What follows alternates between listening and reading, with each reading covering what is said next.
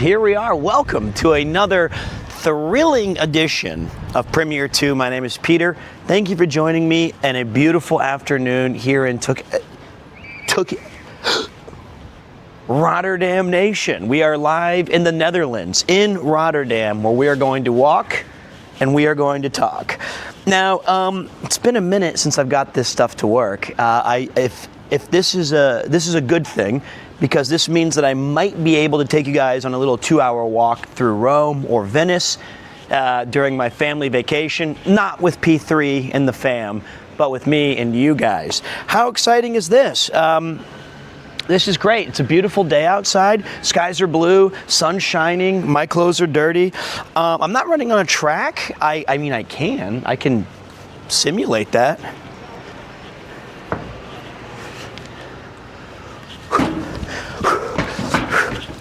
Oh, hey there. Looks like you need a little help.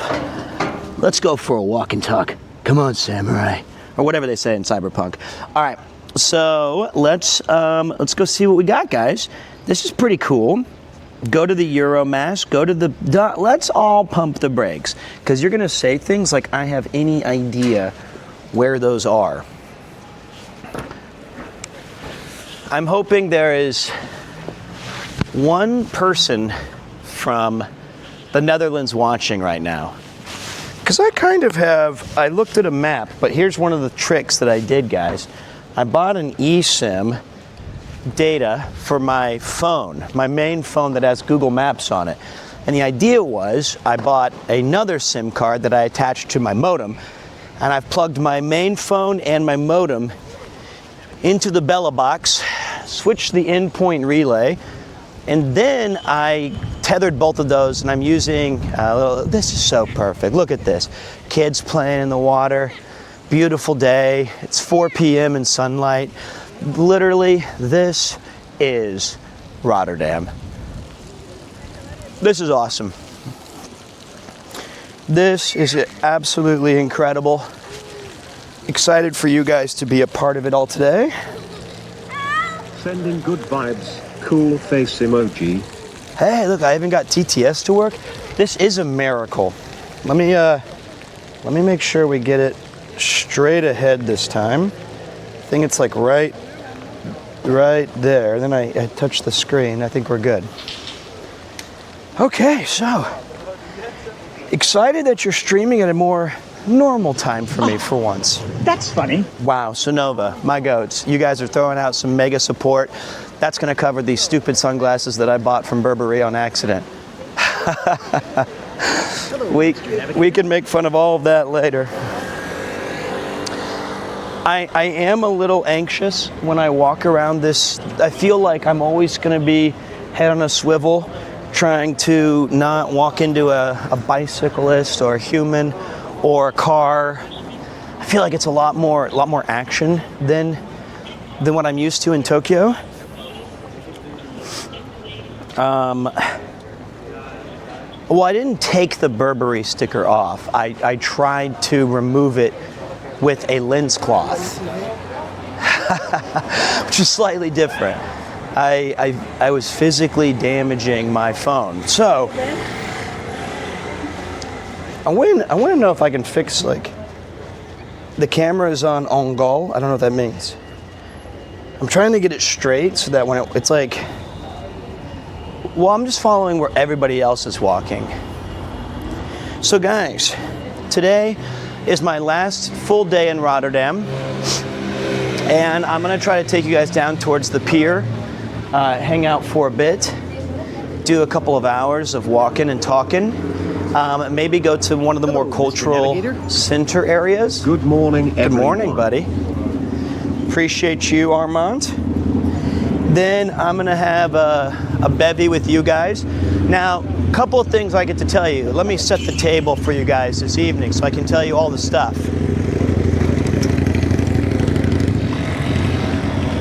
This is very scary right here.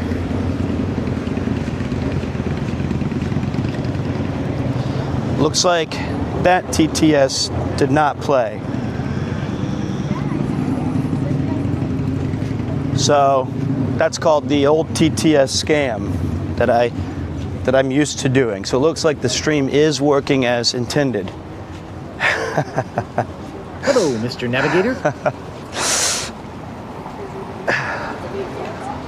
And then it broke hers as well. So now I have to, now I have, Hello, Mr. Navigator. okay, well now we're, see, hold on. Lord Peter. Oh, see, now I oops. Okay, now I see what happened.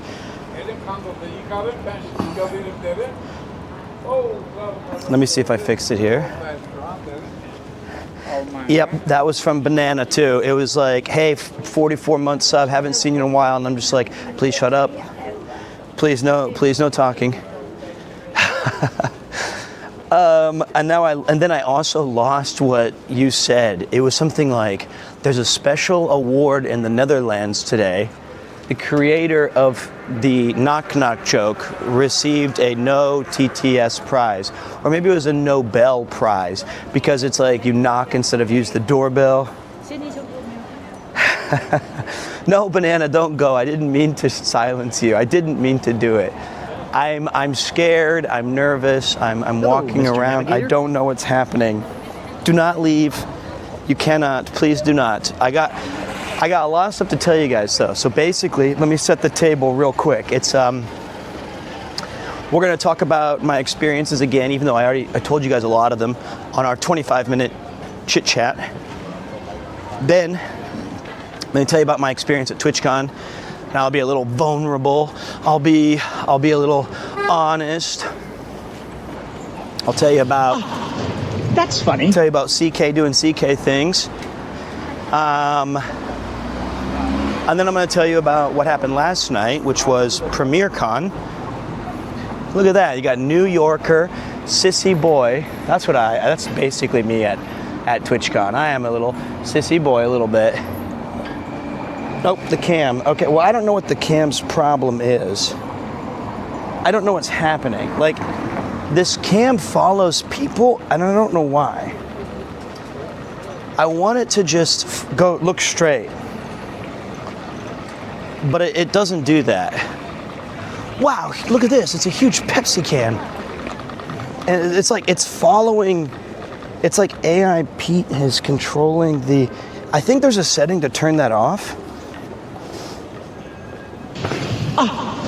That's funny. Dang, who?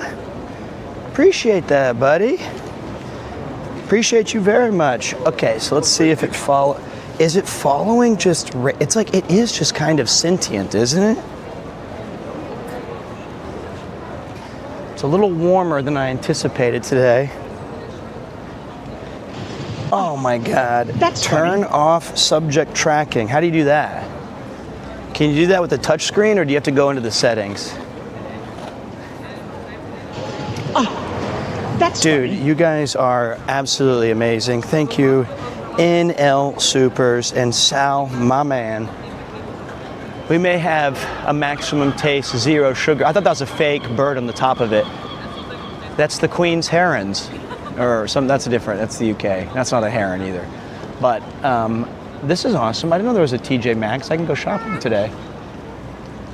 This is, oh my God, are you kidding me? There's a Uniqlo? That's perfect. That's funny. Dude, D's Ultra, thank you. And what the fuck, Vic, thank you.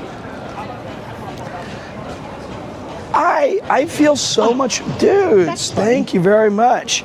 And then we got more. We got Vic Gang Vung. Legends. If you guys did want to see, if you want to spoil yourself a little bit and take a look at some of the PremierCon speeches, we did unleash it upon the Discord. We have almost every speech, almost every moment. Oh my goodness gracious. I feel like I'm transported back into Had a Japan. blast at PremierCon yesterday, thanks a lot. Dude, it was my pleasure. I had a wonderful experience too. I'm gonna, you know what? I'm gonna do an executive decision that I've never done in my life. I'm buying shorts. I think I just buy large shorts, and I go full dad mode on vacation. What do you guys think? Like, if I'm on vacation, I feel like I just rip Venice. I don't need blue jeans right now. I think that's the play. Wait, this is men's. This is a mannequin. Cotton linen blend shirt. It's time for me to go fully. Okay, here's what we're gonna do. I'm gonna turn you around really quick. I'm gonna ask. Oh, now I have to wait.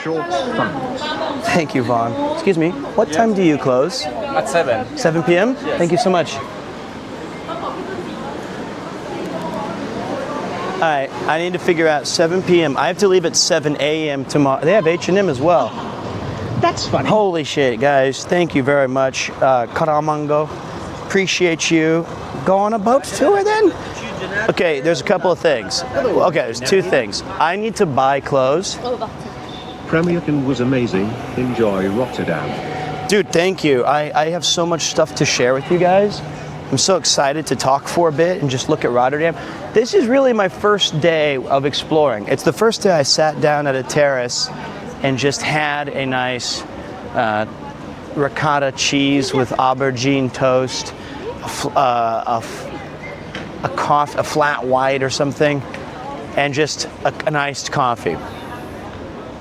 The thing is it's 4:17 p.m. right now, and in Japan everything stays open till around 10 p.m. But they're saying that they're closing at 7. So I'm trying to play it through my head right now, as if I should just buy a few things of clothes, take you guys back to my hotel for a minute, and then drop off those things now. Or go for like a walk first. Hello, Mr. Navigator. And then grab them on the way back. Thanks for a great evening last night, Peter and Mod Team. Hey, thank you, dude. PremierCon was a wild success. I have a lot of stories about it. I'm very much looking forward to sharing those tales with you guys. Do it now, you'll lose track. Yeah, you know what? You guys are so even though I don't want to like take you guys shopping, Mr. Navigator? and it's really boring. I think I just want to throw away all jeans are being tossed. My family is going to be so shocked when I'm walking around. I'm going scoozy, and I'm wearing shorts. That is so very much different than what I normally wear. They also announced that next year, the TwitchCon will be in Berlin. And I'm not going to say, listen, I've got news about that even. Okay, look, I think I'm a chinos kind of guy, the browns. My wife has it, I'm a large, right? Well, actually, it should tell me. 33-inch waist, that's basically me. I'm like a 34. I'm an 85. Let me see what the large says. That says 33 to 30. Okay, I'm a large. 100% I'm a large. I'm gonna put the phone away for a second. And I think we get the brown, and I think we get these. Sorry, and these. Ooh, we can get these little. I don't think I'm a stripes guy.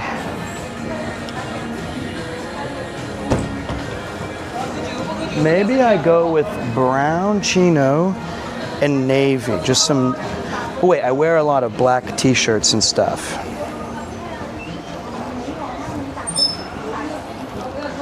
Actually, I'm gonna check what you guys think. What do you guys think? Get the stripes? Sorry, I'm in the way. Blue stripes or gray? There's no way this is the women's section. That is a guy mannequin. These are dudes on the thing too. This is unisex. Let's go blue.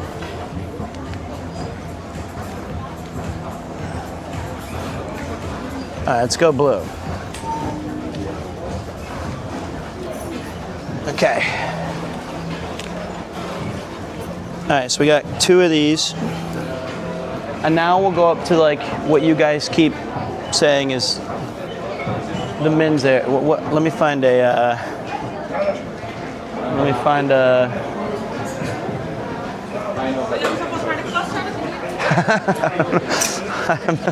I don't know what I'm doing. Where's the signs? Says UT Me upstairs. Navigator. Design your own shirt. What's the anime collab clothes? This is not the time for that. This is not a Rob CD pop-up. I don't know what I'm doing. Blue Shock. Blue Lock. How do you know where the men's area is? Don't they usually have signs that say like men's 2nd floor? Men's. Excuse me. Is the men's on the 2nd floor? Yeah. Thank you. Okay. Found it, guys.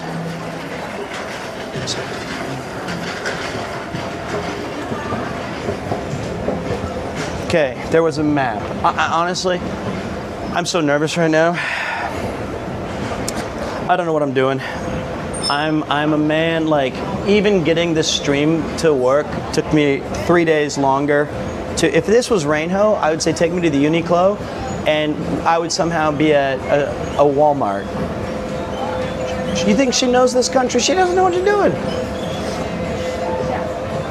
Shorts is that stressful? Shopping in a foreign country is stressful for me, yes, to put it bluntly.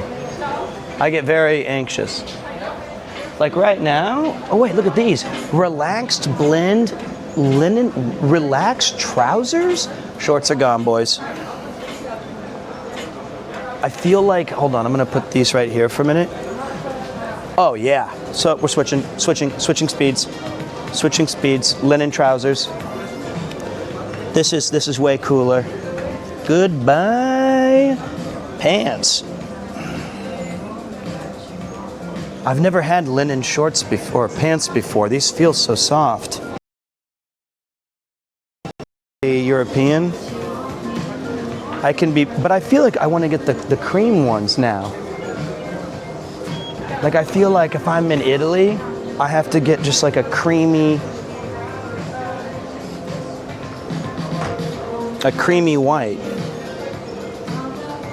Right?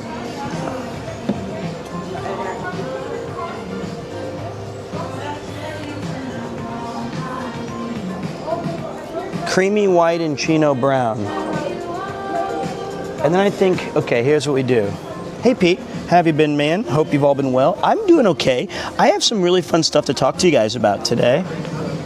Whites are definitely good. Choice for Italy with all the sunlight. All right, I think these are the play. Look at this. Whoops. Couple of pants. And I give this back saying, I'm so sorry. I'm so sorry. I don't need this one. Is that okay? No problem, it's okay. Thank you very much. And then linen shirt.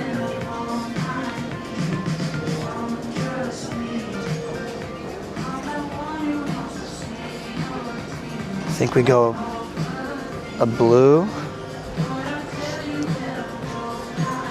linen. And because I'm nervous, I'll get a dark blue linen. Linen Pete.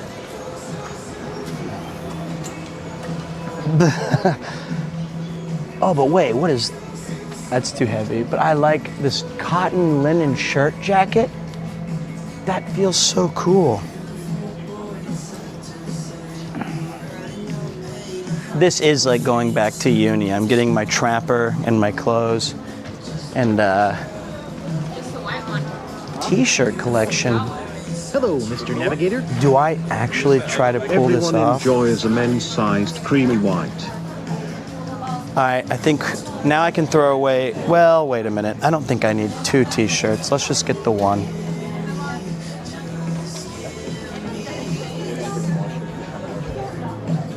I just want to do laundry one time, dude. And I couldn't. Couldn't even do laundry once. Oh,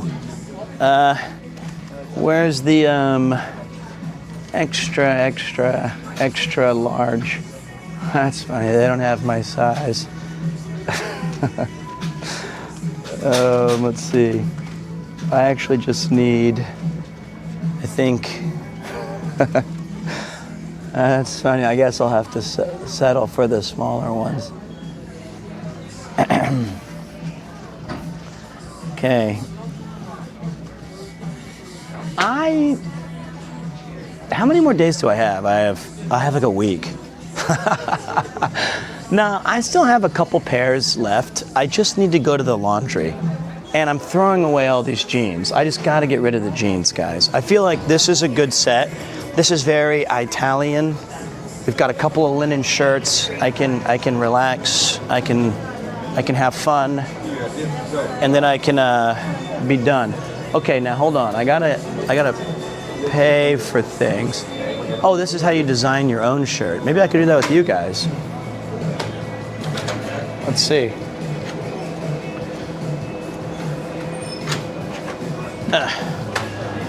I want to design a basic white shirt.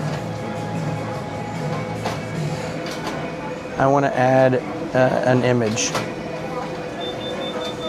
Scan QR code. Oh, I have my phone in my bag. I could have put Nathan's. Okay, we're not doing that. I give up. Okay, that could have been fun though.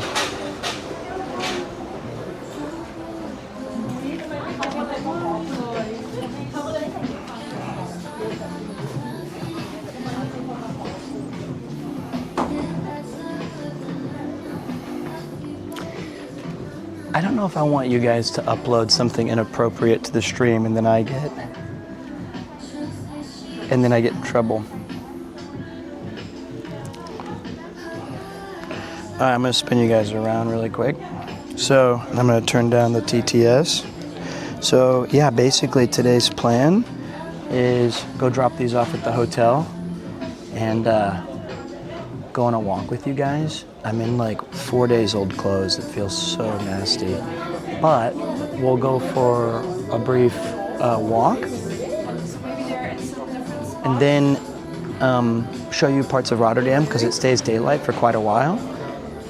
And then I'm gonna end the stream and hang out a little bit with the team. And then we'll talk about TwitchCon, talk about this Italian trip.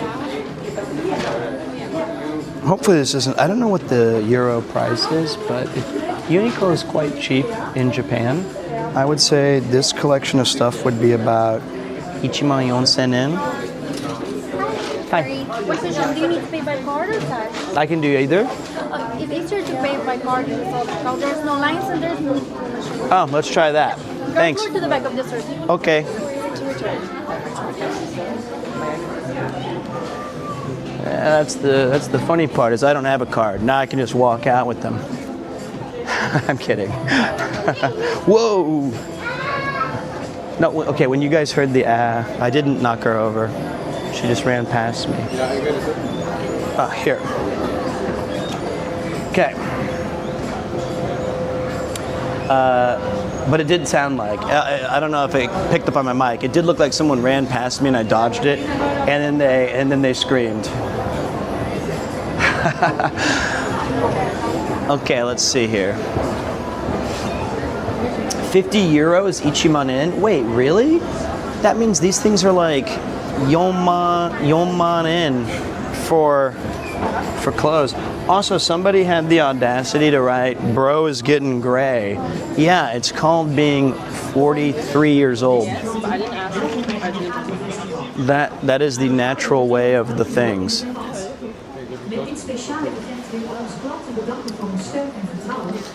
Do you know what sucks, guys? Is that my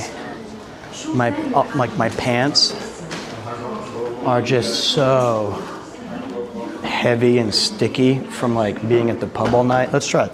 Hey, I use this in Japan all the time. Not. And then watch this. You just throw them in here. Oh dear God. 179 euros. So okay, I think we got it. Then.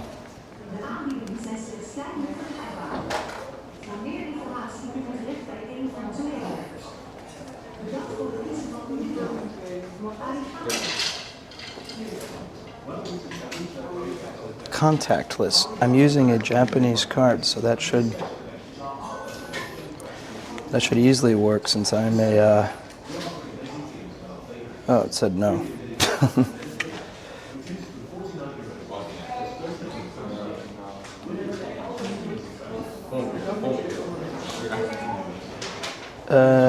Oh, I'm good. Cool.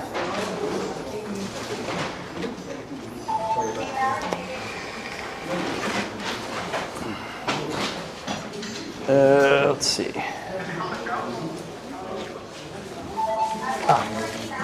Got it.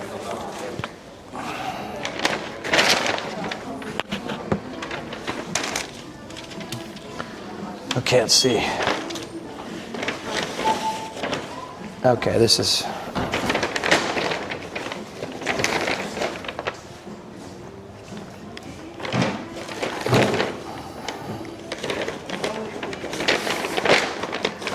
Do you know how desperately I want to leave? I hate IRL streaming when I'm in a place. I feel mortified that I'm bothering people. And I smell like 4-day-old beer. Somebody on a comment said that I had they said like, yeah, bro is sitting in he's like a CEO talking to his company on my last stream. And somebody said, bro has a Bezos laugh. And that had like 3 upvotes.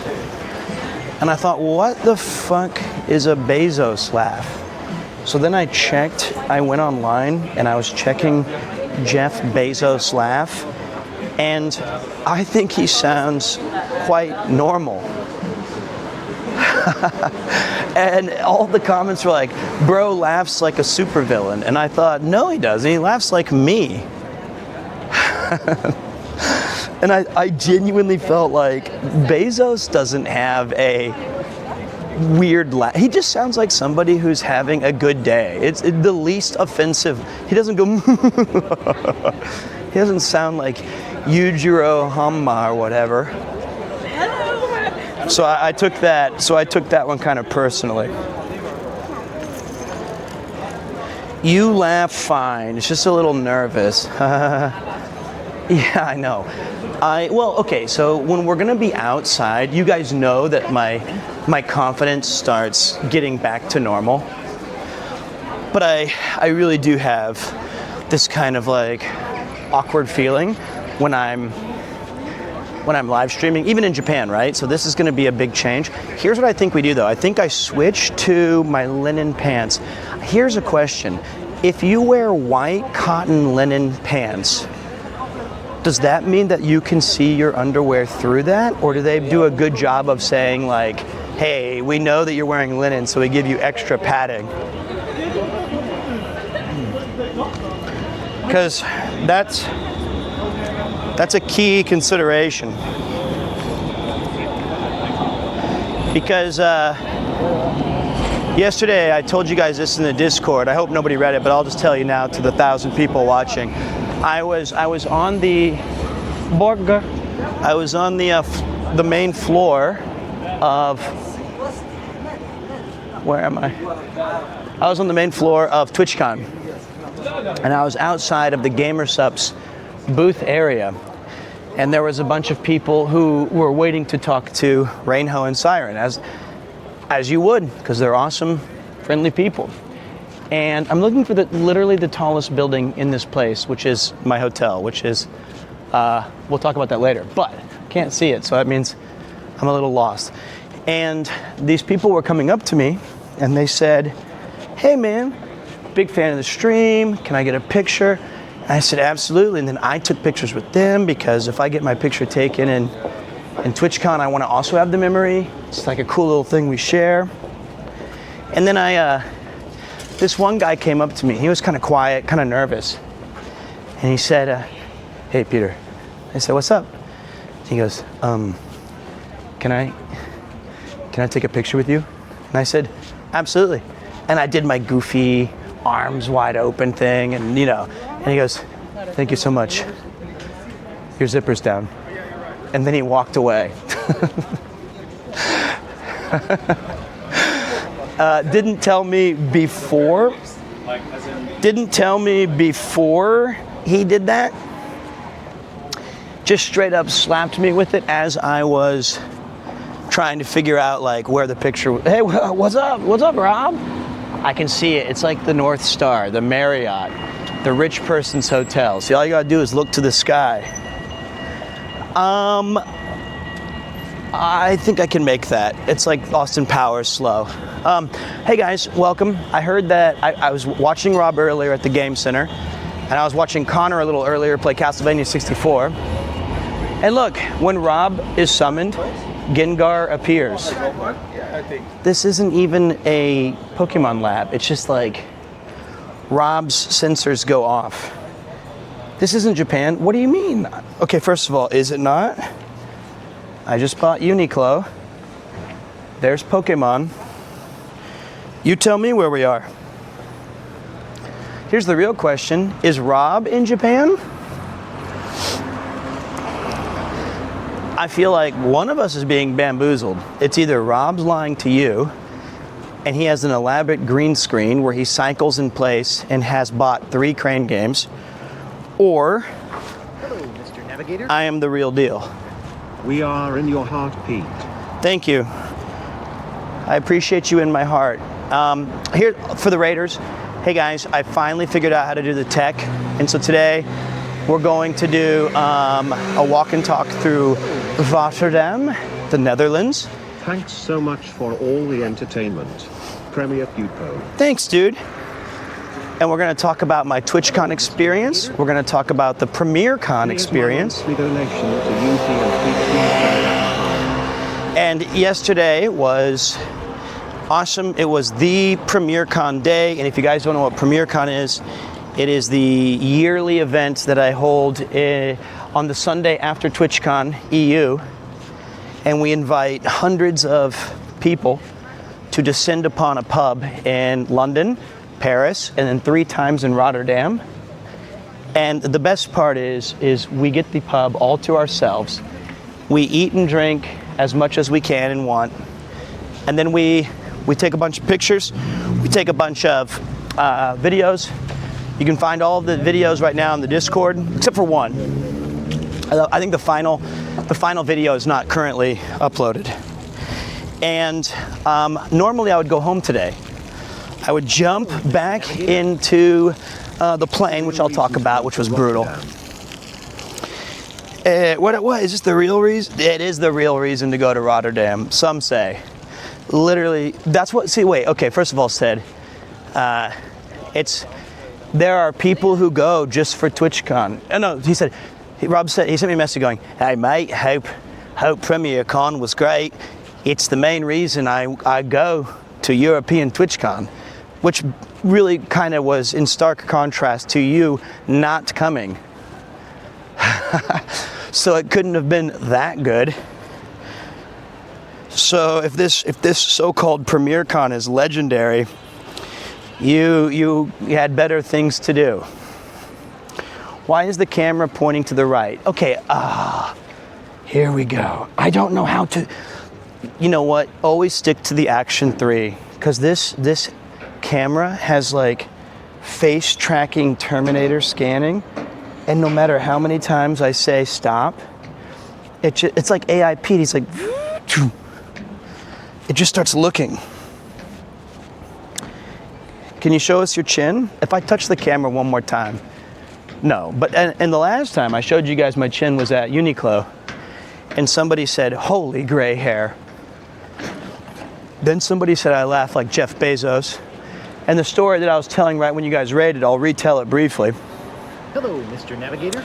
is that I was on the TwitchCon floor yesterday taking a whole bunch of pictures, and everybody's coming up saying, hey man, you know, love your streams, walk and talks are cool, I love when you do the cyclothon, and I'm taking all these photos, and this one guy, he's very quiet, comes up and says, hey Peter.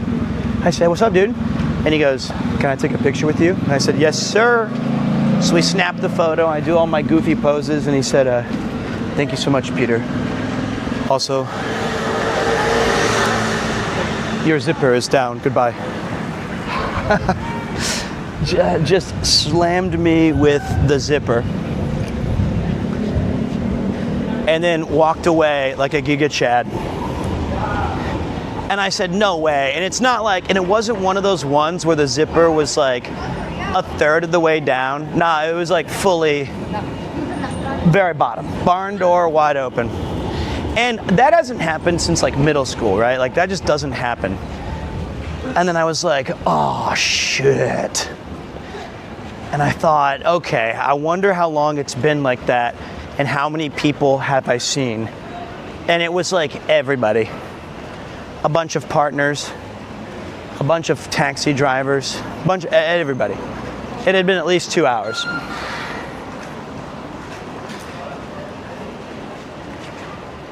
How many pictures have people with it? Well, so the thing was, is that if somebody wanted a selfie with me, I insisted that I get a picture too.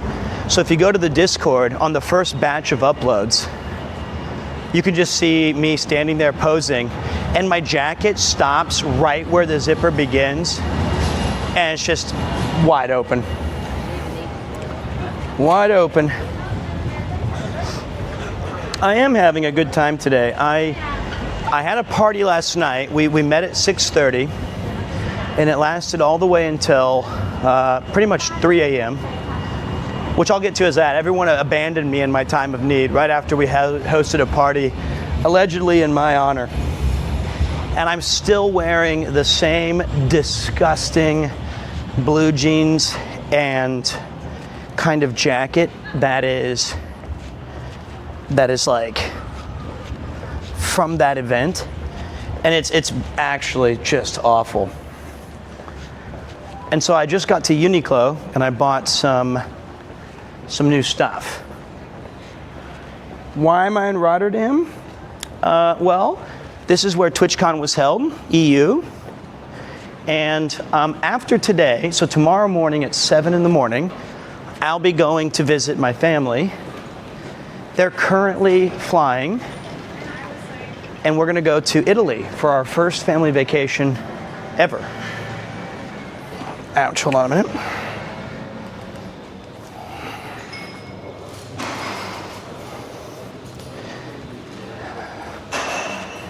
Let's see here. Okay, we're gonna lose a bunch of connections, okay guys? And I also hesitate to show you how dirty my room is.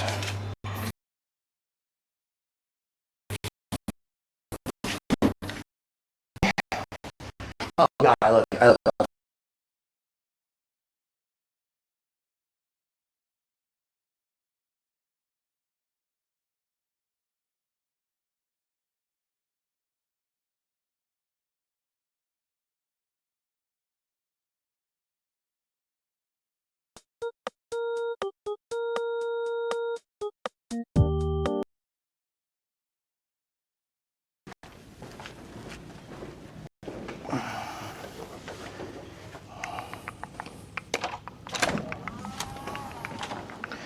Okay. This is a disgusting room. This is, okay.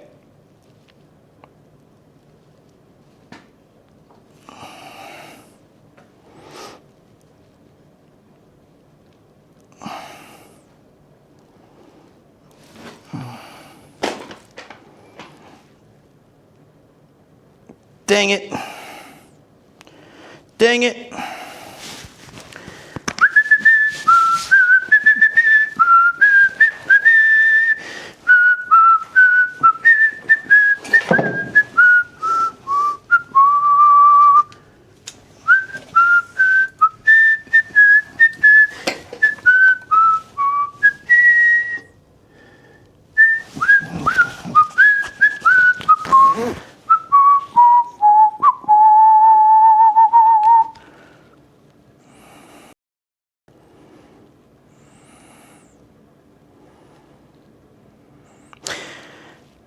no idea if I'm connected.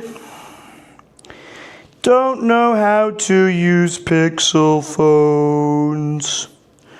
I love Apple and their convenience. How do I switch this Wi-Fi shit?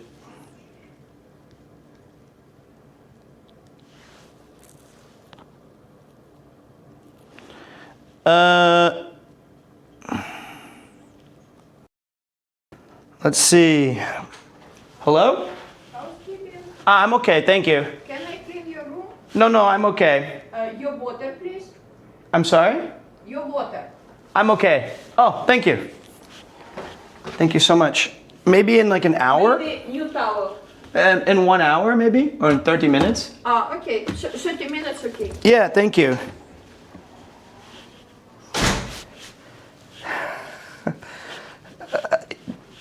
Honestly, it was like a cry for help. I didn't. Oh, you guys are back. Okay, so I don't know what's happening. Okay. It was almost like, it reminds me of Tommy Boy. All right, guys, I'm going to be right back, and I'm going to switch all my clothes to this new linen stuff. But I feel like I can make this a bit enjoyable. So give me a second.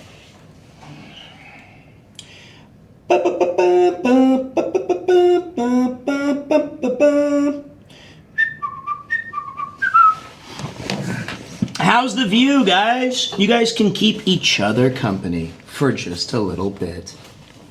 How exciting. Okay, uh-oh, wait a minute. Yep. Garbage day. Okay, that's good. And then all I should have to do is, give me a second, guys. That's Parasite Eve.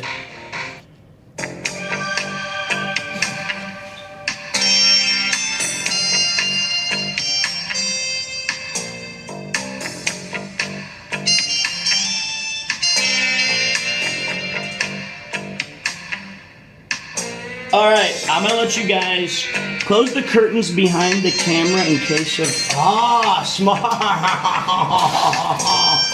That's a good chatter. It sounds like it's a rough place out there. You could have seen my full zipper. Got you, bro. All right, I'll be back in give me 5 or 10.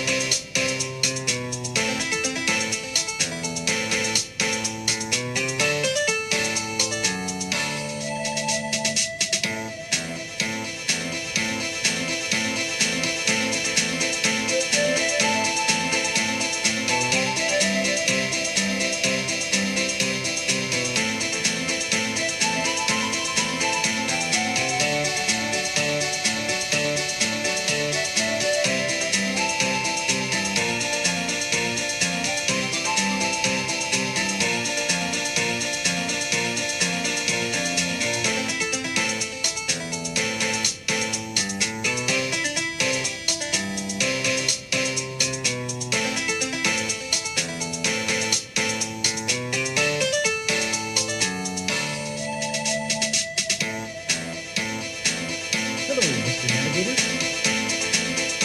42 months. Let's go.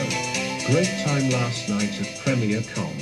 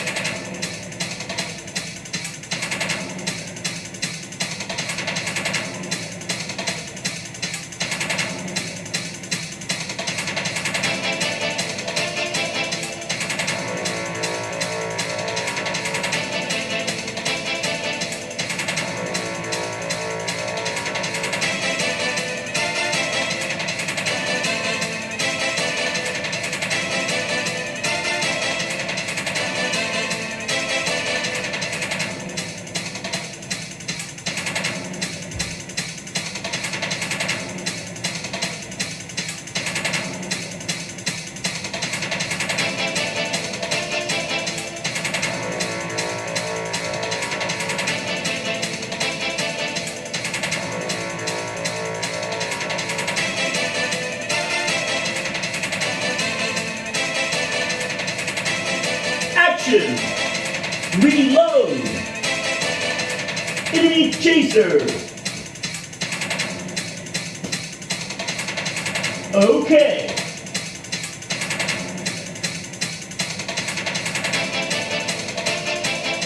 Action! Reload!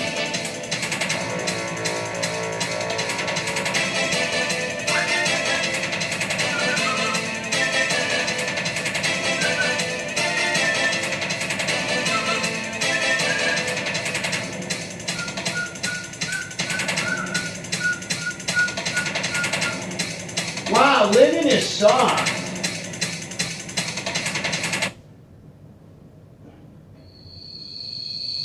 I don't know if you guys knew that.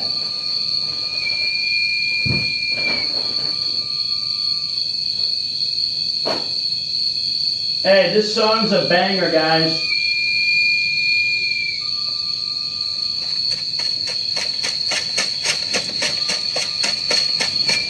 Holy soft linen.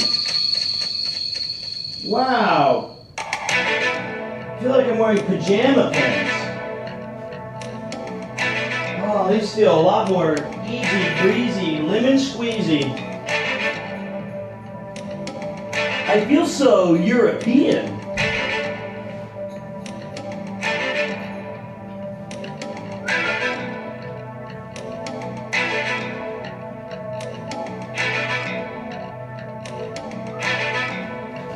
Ouch.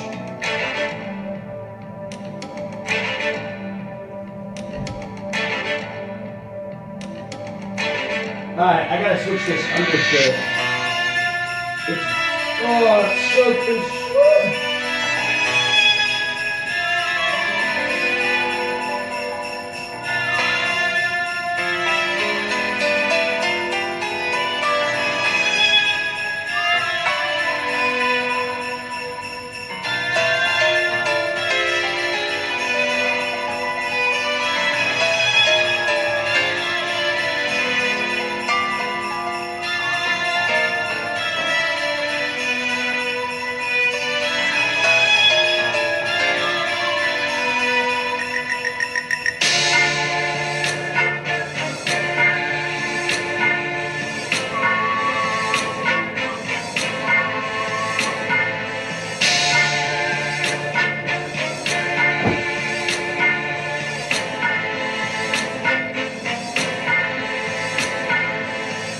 I feel bad that you guys are I'm sorry about the making you wait.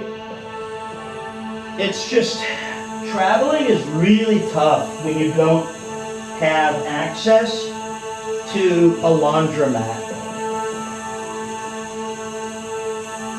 Like, it's so much more challenging. Anything for a laundromat. So I was gonna ask the hotel, right? But it's so crazy expensive. Why is there 30 pounds? It was gonna be like $100. And then I looked for a coin machine. And I couldn't find any coin stuff. I love being European. This is fun.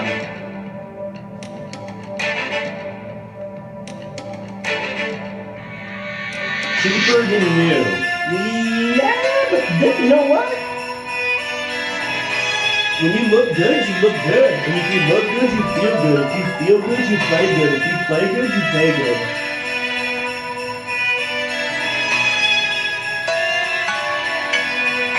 Also, I want to know which one of you assholes bought this to PremierCon.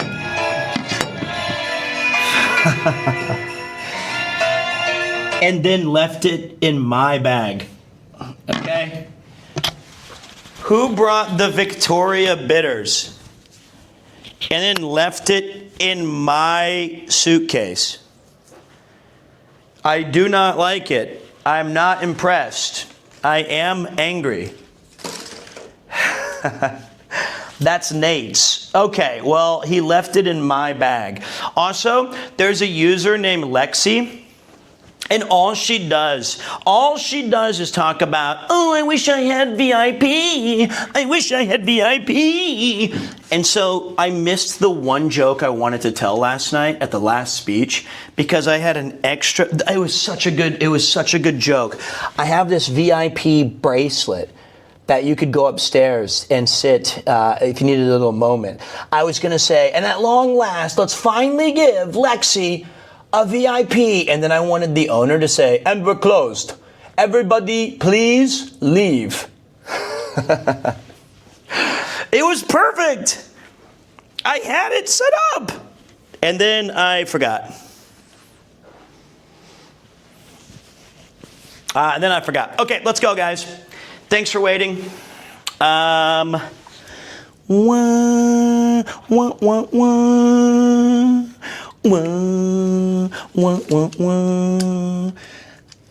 Linen Pete is raring to go. Big shout to, it just wasn't the same without Rob here this year. That's not a joke. I'm serious. I was really bummed that he could not be a part of the festivities. I shouldn't leave that Victoria's Bitters right by the window if I'm giving it to Nate later. Ow. Rob is the heart and soul of Twitch. Certainly more than what I was offering. All right. Bum, bum, bum, bum. Bum, bum, bum, bum. Do I forget anything? I've got my wallet. I've got my phones. I've got my key, and I've got my sunglasses. And then I'm gonna put you guys right here for like 1 second. Don't get taken away, okay? I'm just gonna check.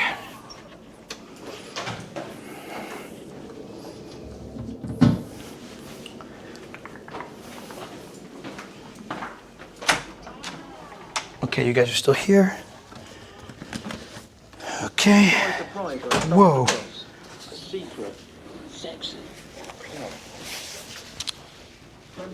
Oh, sorry. Oh, I dropped. Oh, fuck. Okay. I need a break. Okay, here's what we're gonna do. What the fuck? I'm so stressed. Okay, let me see. Did I exit? Oh my God, this is such a disaster. Ah, Jesus. Okay. Just.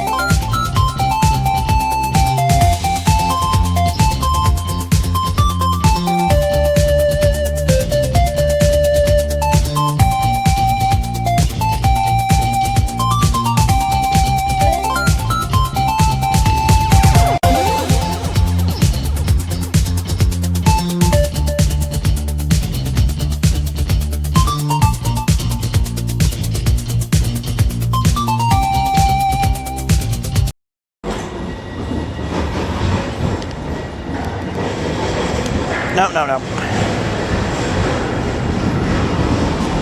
Okay.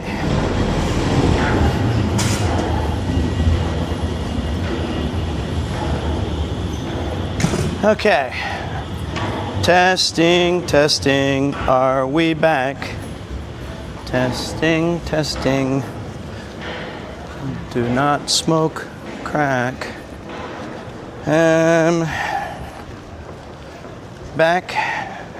We back? Okay. Dude, I'll tell you two things I've noticed.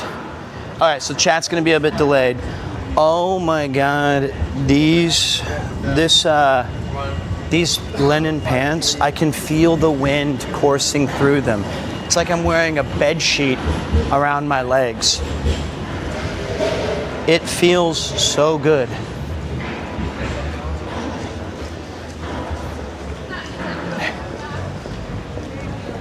But they are baggy, and I'm still clinging to the, kind of semi-tight, skinny jeans. I feel bonita. Scusi, bonita. Is your fly down? Actually, no. Hey, I did check.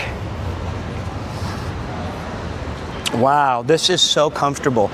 I never knew it felt this breezy. As opposed to like the sticky, thick jeans that were at PremierCon all night. Okay, so let's get sorted, right?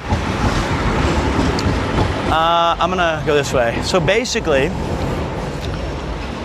welcome everybody. This is the Rotterdam Walk and Talk for as long as this stream holds out.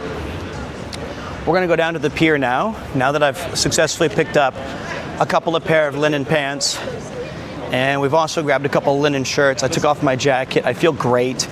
I feel awesome.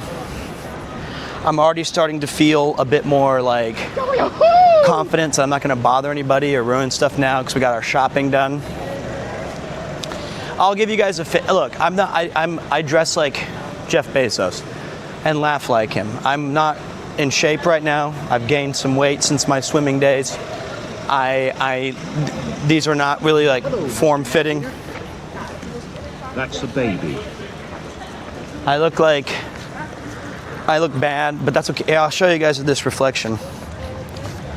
So let's go back to the beginning. I'm gonna retell you guys a couple of stories, and I'll keep this one a bit more consolidated for those of you who already heard it. But we'll start from the origins as we make our way to the pier. Here you go. Here's a fit check. You can't see it, but look at these breezy linens. Oh, you can't. I turned the camera. These are like they're flapping in the winds. It's crazy. Thanks, Scoobs. I hope this isn't like a one-way looking glass, and like people are just confused. Okay, there are people there. All right, so dad pants, let's go. I am a dad. So 1 year, almost exactly, I can be papa. I can eschew fashion for function now. Hello, Mr. Navigator. That's the perfect part. So, all right, basically, about last week, you guys know I was on a absolutely degenerate Stardew Valley run. I actually talked to Connor about that today, and I was saying, like, because he was saying, I lamented that I missed Castlevania 64, right? Because Reinhard Schneider, I think, is one of the coolest Castlevania like names. Reinhard Schneider just goes so hard. And he was like, yeah, that's crazy that we did an N64 game. I said, what's the big deal, man? Nothing wrong with doing some retro. I was like, I'm no stranger to these, like, yeah. I go, yeah, I know what you mean, though. I was like, what's worse? I said, what do you think is worse, man? You could do the one time you did Castlevania 64, and everyone's going to trauma bond over it and say, remember when Connor and all of us did Castlevania 64, how crazy that was? And everyone's going to be like, that was awesome, that was tight. Or episode 26 of Stardew Valley, spring year 3. He was like, okay, in that case, I do see your point. That if you're a one-off game where we can have some laughs and enjoy like a kind of niche title or the same. But I'll say this. According to my analytics and like fun meter, my personal fun meter, I think those Stardew streams did very well. I think it was like I think it was a fun arc. I know it's not for everybody, but I would say like the VODs did really well. The viewership was pretty consistent. So it was good. It was good, but I totally get it, right? I kind of felt like that with my Final Fantasy IX stuff. It was like episode 7 of me being Queen Brahna's Trump voice. But, so the last time you guys saw me, I was doing an absolutely insane run on Stardew. And then I did a walk and talk with my friend Daz, the Spriders Resource / Did You Know Gaming. And we had a really fun time. We had a great time in Akihabara. That night, I drank a lot, hung out late, spent time with my buddy. He took care of me in Norfolk, and then also visited me in London. I took care of him in Tokyo. It was genuinely like, the stream part was excellent, but even better than that was the 7 or 8 hours of jokes, laughing, hanging out, and just being bros, right? That was super fun. I also got to see 2 viewers, BT and Arthur, like earlier in that week. And so my wife was very, very patient to let me go out 2 very late nights in a row. And we had planned those already. So I was like, yeah, and then take care of the boy and get ready for this trip. So I was out super late with Spriders. And then the next day, I had a kind of gathering with my mates. And after that, I didn't drink that night because I knew in the morning I had a flight. I had to be leaving my house at about 6:30 a.m. and I had to go across town across town. I gave a lot of speeches last night, okay? My throat's a bit shot. And so I had this great tactic. I thought it through very carefully. And I thought, I know the hidden tech that'll get me in Rotterdam. And as soon as I arrive, I can hit the ground running. So the plan was simple. Get on the plane, get to Paris. Now I know some of you are thinking, why don't you fly directly to Amsterdam? Well, ANA doesn't offer that flight. And I wanted to use ANA because that's the company in which I have my credit card. So I get like a discount and I get air mileage. And I thought, at the time, I thought, that's good. I can get these things. If I'm going to be spending all this money to go to TwitchCon, I might as well use that flight. So A&A goes all the way. Gosh, these pants are amazing. I honestly just I might switch to shorts forever. I didn't know you could feel air go through your legs like this. It's kind of one of the downsides of being self-consciously fat, is that you layer up to kind of, it's like your armor. You gird yourself even through hot weather with an extra layer, long sleeve shirts. I mean, I know there's some bros and some broettes in the chat who can +1 that with me. It's more of a mental thing, but then when you feel the function of like how good it feels, you really just wonder, damn it. Damn you, brain. Damn you, brain. Why do you betray me like this? So, anyway, I hang out with my friends. I don't drink, and then I get back to my house at like 11:30 or 12 at midnight, and I say to my wife, "I love you guys. Good night, son." He was already sleeping, and I said, "You know, I leave in 6 hours," and my wife was like, "Shut the fuck up, I'm sleeping." Not like that, but I could tell that she's like, "I don't need you to wake me up to tell me that," all these things. And I said, okay. So I started packing and getting all my things meticulously planned for. And I was thinking, all right, I'll just stay up all night and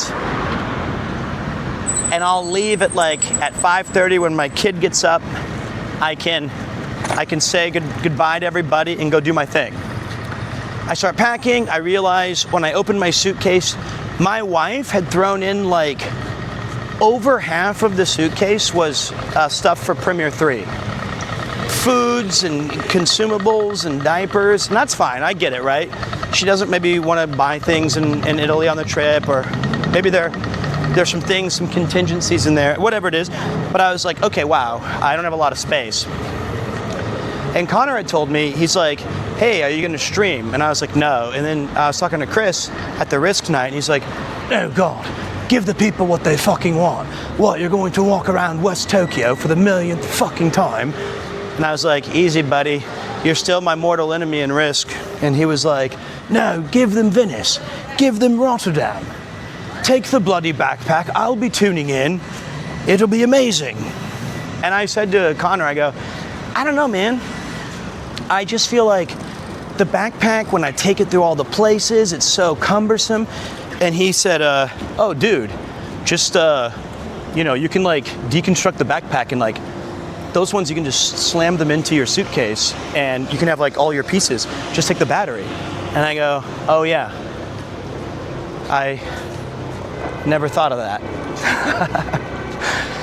And I realized, yeah, I can just remove the battery, and yeah. So he was right.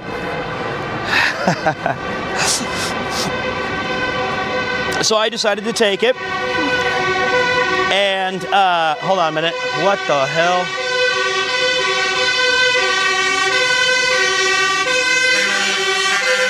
Wow. Oh my God.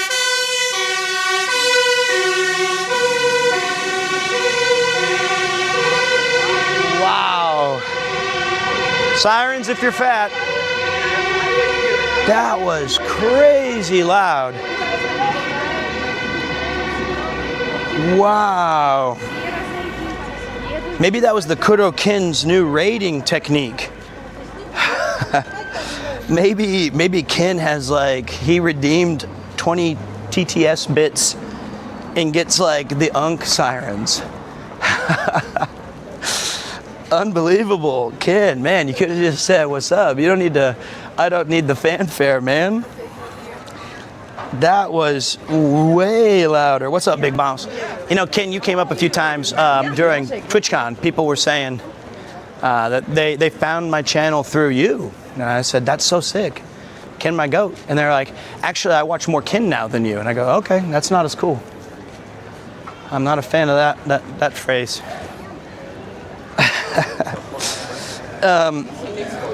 So I was kind of with him for a minute, and then I kind of lost interest in the guy's story. And then I was like, no pictures, no pictures.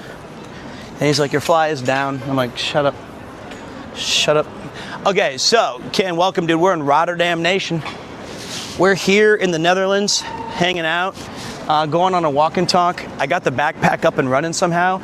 I might even try to get you guys a little bonus when. Oh shit! Holy Christ! The big man with the plan, bravely bold Sir Robin, throwing in the circus of value.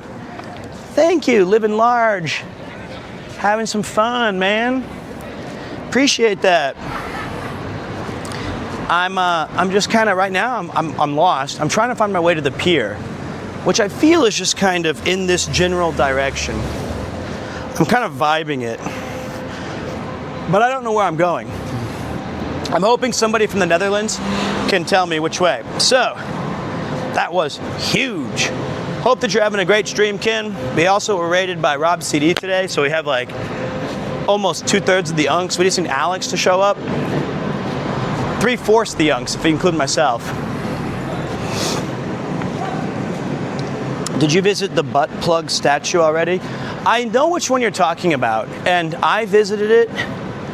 This doesn't seem safe. But I didn't like stream it, I think. Okay.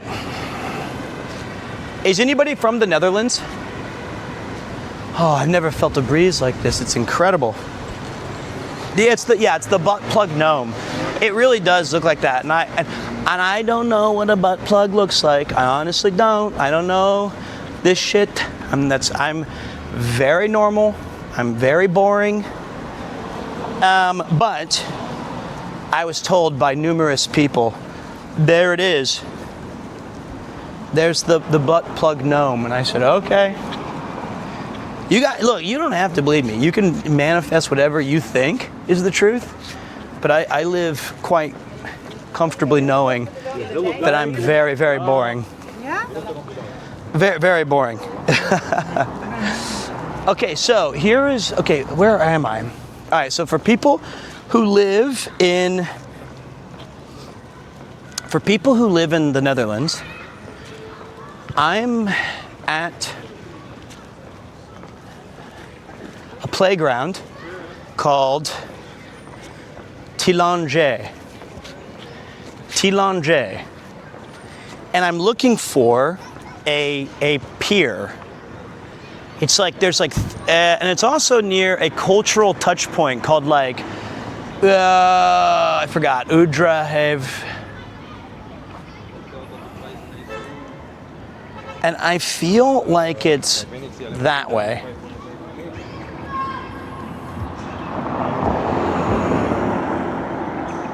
Okay, so it is the direction I was going. Oh, that's what I thought.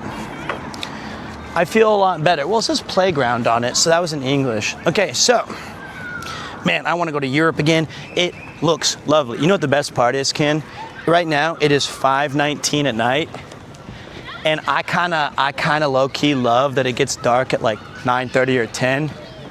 It feels to me that, like, I don't know how, maybe I am European at heart, because it feels like, okay, the day is done when the sun sets, and then I do feel tired at like 11.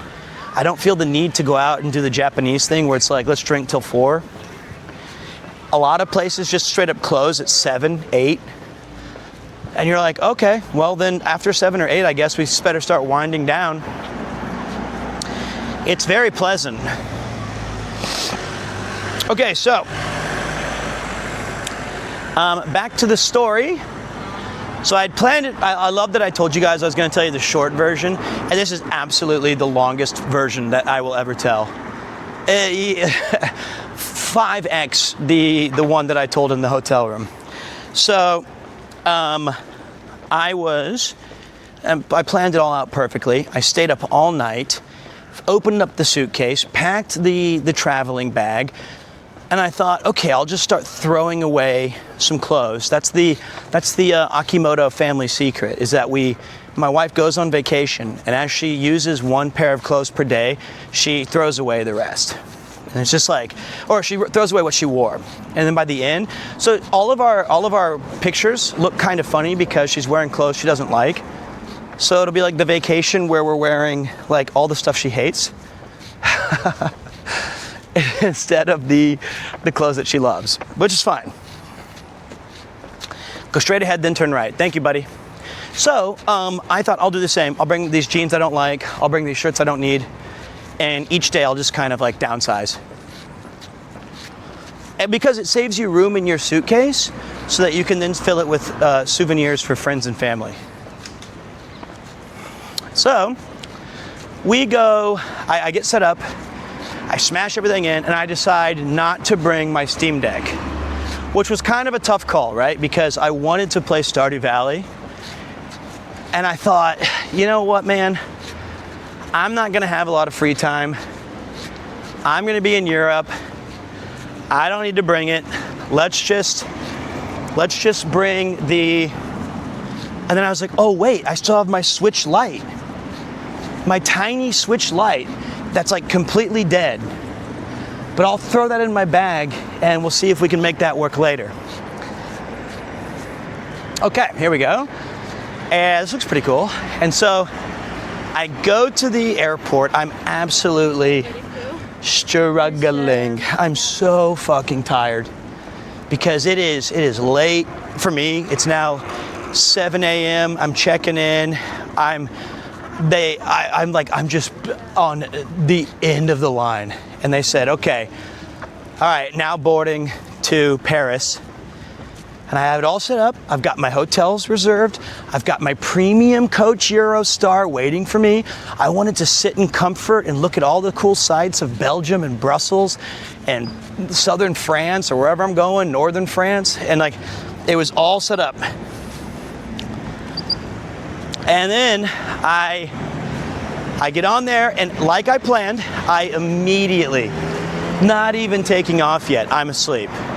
And they said, sir, welcome. Do you want us to have, oh, and I forgot to mention this key thing. I used like every single extra mile I had left, I burned to go to premium economy. All of them. I have like 0 mileage on I had just enough, because I've done this a couple times. I don't mind upgrading to premium economy because it gives you a little bit less stress, a little bit more legroom. And I gotta go over here, guys. There's no crosswalk. I had to wait. And so then they told me when I got to the airport, they go, sir, I'm very sorry, we've overbooked the plane. I thought, oh, fuck it.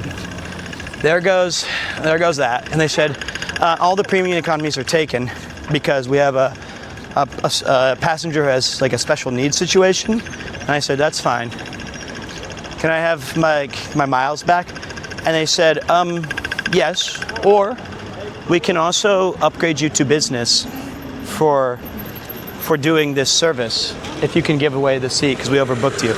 And I was like, oh my God, that is so awesome. 14-hour flight, that's like a $3,000 upgrade. And you sit in business, which I've done like twice. It's amazing. I highly recommend it. If you ever get to taste the luxurious feel of business, it's very hard to go back down, but just be thankful when you have it. And it's unbelievable. You sit down and they offer you champagne or orange juice, and then you have like the choice between a seared duck with I can't pronounce half the menu in the language it's supposed to be in that I can read. I can get carpaccios and different sandwiches, and it's just amazing. And they were like, would you like to have the washoku? Which I recommend. It's the Wagyu beef with like some sort of pepper mayo. It was like this godlike setup. Or they're like, or would you rather have this cut of steak with a creamy peppercorns? I was like, God damn. I was like, what the fuck? And then you could just hear people in economy. They're like, do you want a piece of brick bread, or do you want a bowl of slop gruel? And they're like, anything for the brick bread, please. Now, you will remember, I did fly business once with British Airways because it was like $8 more expensive than regular economy. Excuse me. It was like $8 more than regular economy ANA. And that's the one where they forgot to feed me. And then, I was like between two passengers. My cool $8 extra business class on British Airways was sandwiched between two other people flying, and they put their feet up, so you just kind of stuck there. I can't get out without crawling over somebody. And then they forgot to, and when they tried to feed me, they dropped a bread roll on my face. Anyway, that's fine. So I'm in this awesome ANA business. I said, can I please have an air mat, like a breathing mask? Because when I fly, I realize that I get quite ill on my throat because of the dryness and the dehydration. And I said, listen, I'm really tired right now. I would like to, I would politely ask if you could please give me a, what's it called? A mask, and I'll have the meat. I'll have the Western dish later. You know, when we're about halfway there, I'd like to sleep for 5 or 6 hours or so. And they said, absolutely, sir. Please enjoy your rest. Here's your mask. Instantly asleep. Instantly asleep. And I remember about 4 hours later, I was in between some dream state, because you can fully lay down in these things. It's incredible. I was in like some dream state, and I heard them say, "then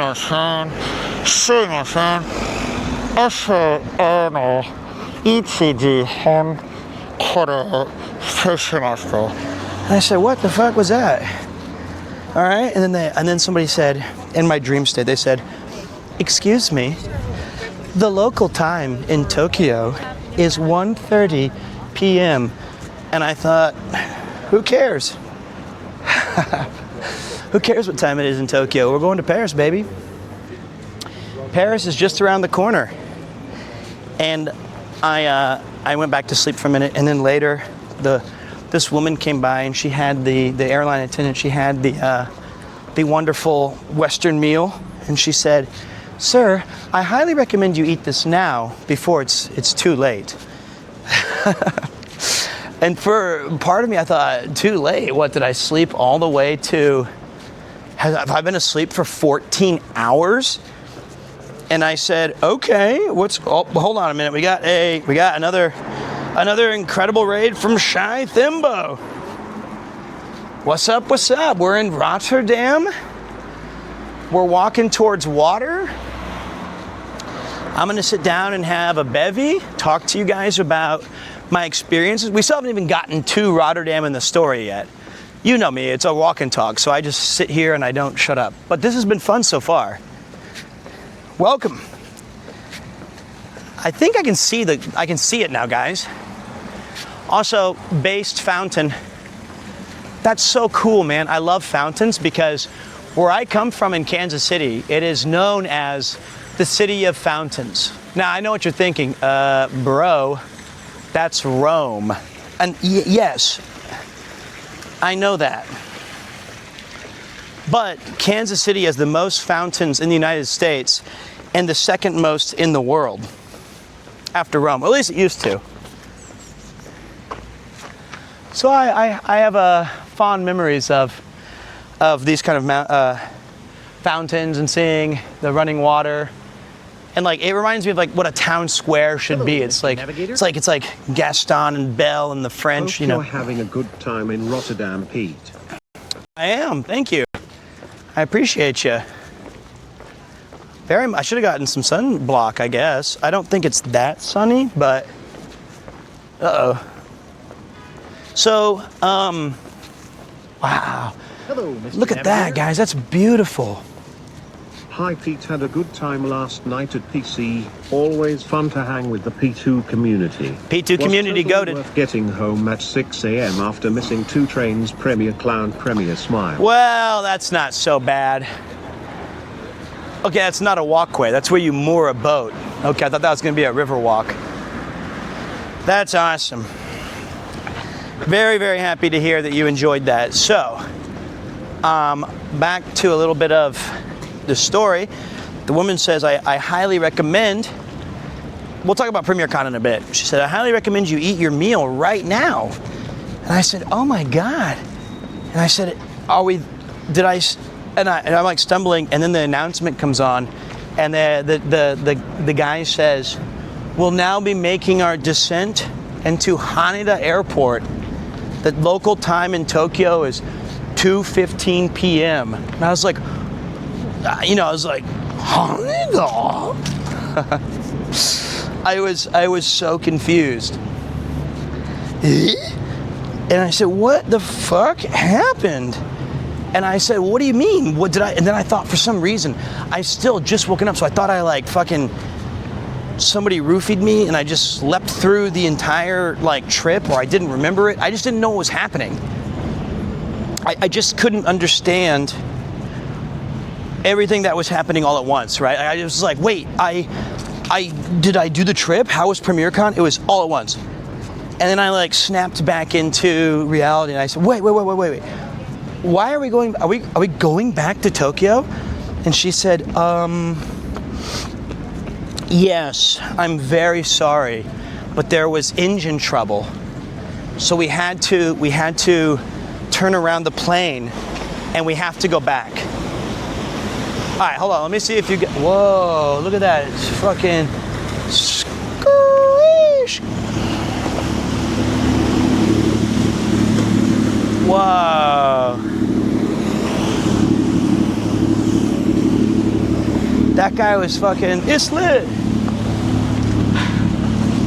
We should go on a jolly boat tour.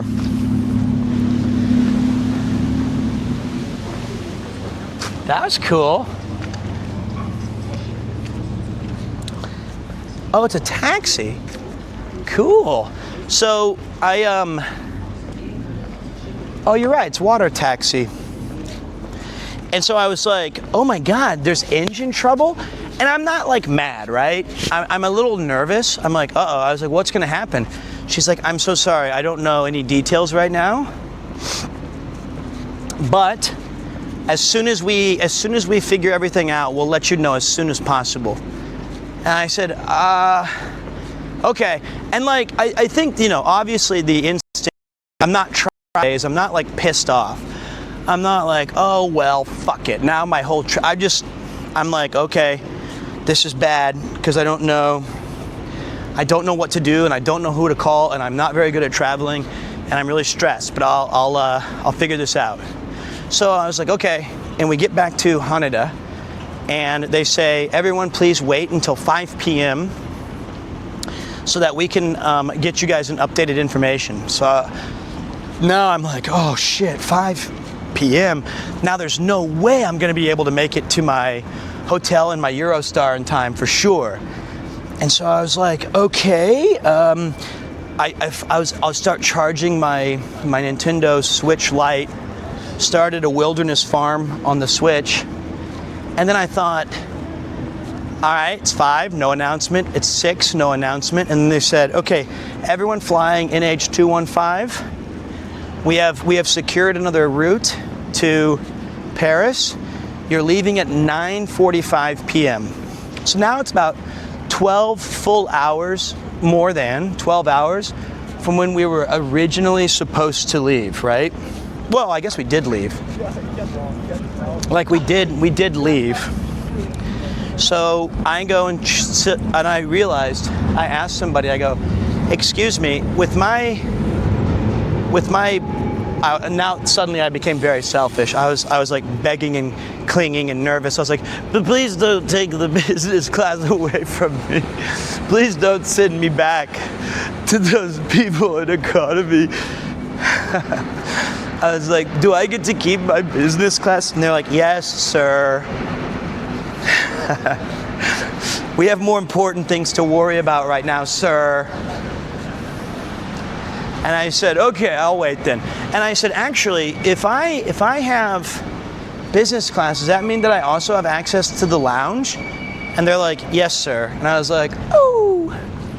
And I think to strike me of my hubris, of my like proud, tenacious nature, that's when I lost my sunglasses because I was so tired. I fell asleep on like I was just in the lounge and I'm so tired because my whole plan was to sleep and then get to Paris and have energy, but I've been up for like 36 hours. So I fell asleep in the lounge, or I lost the sunglasses on the plane because we did come to a jarring halt at one point, and like a couple of things fell off of my like table, and I thought, well, maybe I dropped, but anyway, who knows. So, wow, look at this, I'm hot. And I'm tired. Okay, wait, where's a place to like sit down? These walk and talks in Europe feel different than the ones in Japan. I feel like it's almost like America in a sense, where you have like these huge gaps between things to do and look at.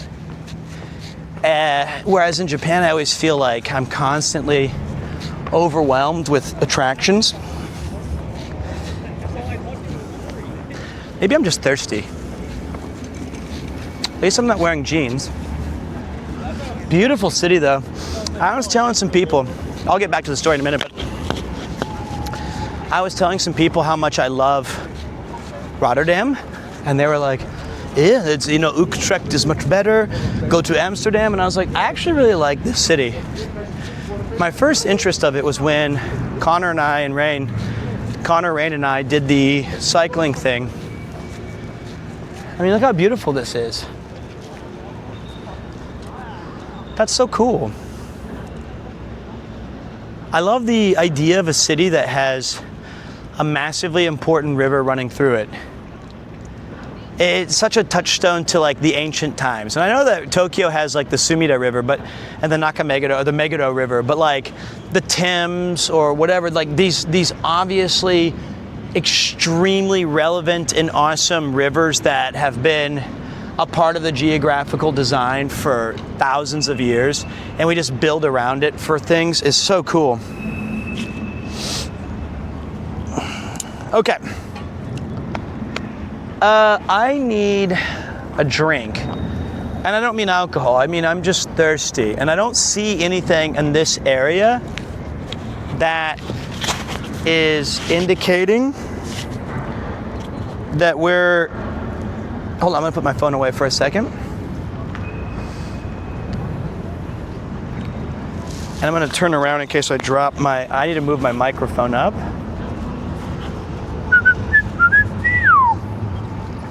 It's a lot hotter. When I looked at the menu, weather is not a menu, but when I looked at the weather today, it said that it was gonna be like 20, 21. I thought that's not hot. It's pretty warm. It's kind of toasty.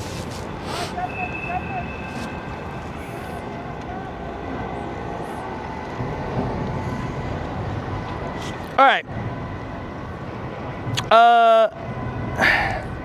The round building has a bar and restaurant. The round building. Okay, there's one round building. Not a building. That's like a Skyrim shrine. Or Oblivion. Old Kirk is round. That is round.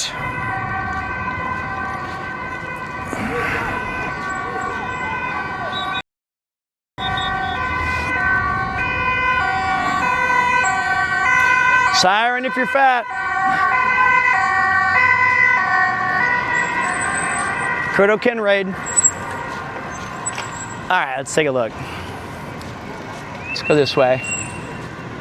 All right, so basically, we're back in, I think if I just follow the river, I'll find something in about 10 minutes. All right, so we're at the place, and they say your next flight's at 9:45 p.m. and I'm like, fuck. But at least I'm in the lounge. Then I go to the bathroom and I realize I was gonna switch seats and go get like a Diet Pepsi or whatever. and I realized, oh, yep, there it is. I lost the sunglasses that Connor got me for my birthday. And now I was actually upset. Like normally I wouldn't actually be. Do you want to talk about it? I was so disappointed. I was so mad at myself. I was so mad that I lost them. I wore those every day during the cyclothon. I really liked them, and I'm a sentimental person to a small degree. Like, I really appreciate when people give me gifts, and I went and I asked like 3 different information centers. I searched like the entire A&A lounge. I looked up and down and left and right. I really enjoyed them. I wore them when we went to the stream with Chris. I wear them every day when I walk around with my kid. They're in like half my photos. They were important to me. I was really mad. So I get a message from the terminal or whatever, and it says, hey, your flight's been delayed again till 11. And I was like, oh, well, god damn it. God damn it. So then I was like, you know what, it's fine. So then I went and bought new sunglasses before, well, actually not yet. Then I went back to like the lounge, and I was just like chilling, and I was playing Stardew for a bit and charging all my equipment and stressing out. And I had to call the hotel, and I said, hey, you know, you guys, can you please, I'm not no-showing, but I won't be able to make my first night because there was engine trouble. And they said, oh, okay, we'll mark you down as a you didn't no-show, and we'll retain your room. And I go, great. Do you think it's also possible that you could refund me for that night because of this thing that was obviously impossible to plan? And they said, no. Thank you for calling Marriott. Okay. Cool. I love spending 300 euros on a room I can't use. I said, can I give the room to somebody else who could use it? No. So can I check in? Well, now my flight's changed, so I arrive in Paris at 5:15 in the morning. Can I check in? And they go, well, check-in's usually after 3. I was like, oh, so I can't check into a room that's mine because I didn't show in it. I was like, this is, okay. So, scamazed. Now, Eurostar somehow was pretty sensible. They said, hey, well, I didn't talk to somebody. It was all just like automated and stuff. But I said, hey, I don't have, can I change the flight or the time of my Eurostar? And they said, yeah, here's the other times you can choose, but there's none of the seats that you wanted, this premium coach thing. You have to sit in like regular basic one, but we'll give you back 75 euros. Mr. Navigator? Okay, well, that's not too bad. Well, shit, here we go again. Pretty much. I mean, that's a good way of looking at it. Oh, shit. Here we go again. Pete, you're walking on the cycling path. This thing's enormous. I see people walking and running on it. This is huge. Well, at least I'm not the only one. Like, I see a bunch of people on the path. It looks like this is the cycling path right here. Nothing that needs to be done, no papers, no exams. One of a kind, dude. For everyone that's still riding. That guy is like, I want to be. Running with my shirt off, talking to my friend, looking cool, and being done with college exams and saying, what a ride, dude. That was like, I've never felt more fat and like dumpy in my huge linen pants and 3 t-shirts as he's just like absolutely living life with no concern. What a badass. That guy was so cool. Damn. All right, well, back to my, and I'm wearing like, seriously, these look like MC Hammer capris. Okay. So it's like getting close to like 11 or whatever. Hey, thank you very much, man. Just fuck me and my chud life, yep. He did not seem like a twat. Okay, first of all, I seem like a twat. I'm the one walking on the cycling running path with 8 pounds of equipment to document my chud life. He was on a jog talking to a friend. I'm not belittling myself. I just thought that guy was cool. I do think I'm also cool. I do think I'm cool too. I just thought that guy was cooler. Okay, so so I'm waiting, and I go to buy. I pass this kiosk, and it has sunglasses. It's not even in like a fancy place, right? Alternate reality Pete just ran by. It's okay, I think we might still maybe like you more. Perhaps. I'm not sure actually. That's true, that could be me. That was the guy who like didn't stop swimming and is on the phone with like Yuki saying, oh yeah, bro, it's so good out here. I feel great, I'm in shape. I'll see you there's been no problems. No problems, baby. I'll see you in like 2 days in Italy, baby. That will be me. That can be you. It's future. I just saw, it was like a glitch in the Matrix. I saw future Pete running by me. Okay, so basically, as I'm going towards the plane, I have like 15 minutes till I board. Maybe not even that, like 5 or 10. And I see that they have there's like a little sunglasses pop-up kiosk. And I thought, okay, well, I can get some knockoff aviators because Connor got me these awesome Ray-Bans. And they didn't have like Ray-Ban, it didn't even have like the names of the stuff. So I found these ones that I think are very cool that I already kind of broke already. These guys. And I thought, these are awesome. I'll grab these, and I was like, yeah, I'll take these. And she goes, okay, well, these are the only ones we have, so it's like no refunds. I was like, no, it's fine. My flight is in like 2 minutes. I'll grab these. And she was like, okay. And then she like takes off she like snips on, and I thought they were $35. I thought it said 3,500 yen. And I thought, that's fine. That's like 12 euro. For some cool aviator knockoffs. I'll be fine. And I said, okay, thank you. And then she takes off the thing and she's like ringing them up. And I said, do these come with like a case? And she goes, yes. And I go, okay, cool. I just don't want to lose it. And then I said, can I see the little lens cleaner? She goes, yeah. And I'm like, I see that there's like sticker residue on the glasses. And I'm kind of like, ugh, I hate when they have like those damn price sticker bullshits on it. And I'm like furiously trying to wipe it off. And I'm like, there's like a sticker that's stuck on this. She goes, oh, those are no, that is the brand watermark. And I said, what? And then she's like, yeah, your total. She gave me back my card and my receipt, and I looked at it, and the total was not 3,500 yen.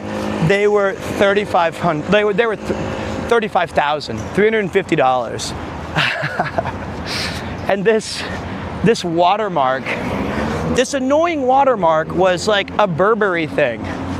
And I thought Burberry was like, their whole thing was what chavs wear. It's like brown and red and brown and gray and whatever. This was like some dude on a horse, I guess. I didn't know that. That's like if you say me the Golden Arches, I go McDonald's. If you show me a burger with a crown, like a Burger King. If you show me a polo watermark, I'll say Ralph Lauren. The alligator I know is Lacoste. And then I was like, what? And then she goes, yeah, there are no refunds because you've been like smudging that thing for like 20 minutes. And I was like, all right. So I hope they're really good sunglasses. Go left. All right, I can do that. Whoa, sorry. I almost walked into that guy. So I spent a considerable amount on, you can see the smudge. It's like right there at the top. It literally looks like a marker for, like, it looks like a stickers piece on the top right. I think I'm actually quite based for trying to get rid of it. No, that was definitely their Burberry mark. Nice glasses though. Then I got on the plane and I realized my Burberry white leather case for my sunglasses. I said, all right, cool, brilliant. I hate glasses with watermarks. Good thing I always get custom glasses because, well, I can't even see it, right? Like they do a good job. I think like if you were to look at my sunglasses, you'd probably just think that they were dirty. But I don't personally it never like happens. And I gotta say this, the one downside of the Connor glasses, if I was to be fully honest, is they were very reflective. So when I tried to open my phone with my face, it would say like, we can't make out the features. Please put in your passcode. Hold on a minute, excuse me. And so I would always have to like put in the passcode and be like, boo boo baby boo boo beep beep beep. But this one, they're kind of like a gradient. So I can like look at it and it opens the phone now. So that's nice. Very cool, look at this, guys. Sugoi ne. Rotterdam's nice. So I get on the plane and you know, normally if you're in like you have airline food, they're like, do you want the Japanese or the Western course? And you're like, not me. Nope. I was like, I'll have every course of every type. I already ate like 6 meals on my first trip there 12 hours ago. I'll try the Japanese Wagyu now, fuck it.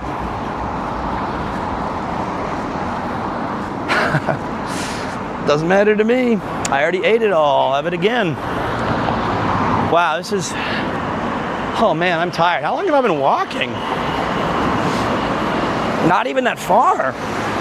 How long has this stream been going? Okay, never mind, it's been 2 hours. So I was like, damn. This is, I know I can find a place to sit up. I was trying to find the place, some weird boat docking area that Connor and I went to with Rain. And it was like this kind of like hangout spot where we watched the sunset. I'm not even close to that. So I tried all the food, it was all very good. I'm exhausted. I've been in the same clothes for so long now. I smell bad, I look disheveled. I am a total mess, but I was like, nothing to be done, right? And I get to Paris, and then I asked somebody, I said, bonjour. And they said, go fuck yourself, Jour. And I go, okay. I said, excuse me, can you tell me where the Eurostar is? And they're like, I don't know what that is. I was like, the Eurostar? It's like a train? And they're like, I don't know that. And I was like, okay. I'll just go to the Gare. The Gare. And they're like, yeah, do whatever you want. So I take a shuttle over to the Gare, which I guess means like a noriba, which means like platform. So I got to the platform. I found that the train was delayed, which was a running theme of European trains, and it was delayed just a little bit. But it said that it'd be ready to go like at 8:30 or whatever. Get on the train, switch at Brussels. Brussels seemed very nice. I had a I don't know, pret-a-manger or some boulangère, Starbucks, whatever. Then I got to Rotterdam, and it really did feel like, Jesus, thank God, I'm finally here. I got into the hotel, I took a long awaited shower. It felt so good. I switched gears and I contact one of the mods, Nathan, and I said, hey man, I'm back. Tonight I would like to have a small mod dinner. Don't drink too much at the partner party. And he's like, I'll start pre-gaming now. And I was like, okay. Here we go. Here we go. So I was like, okay, I'll see you in a bit. I go to the partner party. It's fine. Here's the thing. So I'm gonna tell you guys now. But that was my trip getting to the Netherlands, right? Oh boy. Okay, let's take a break. Maybe get a Should we just stop at this pizza place and get like some Coca-Cola or whatever?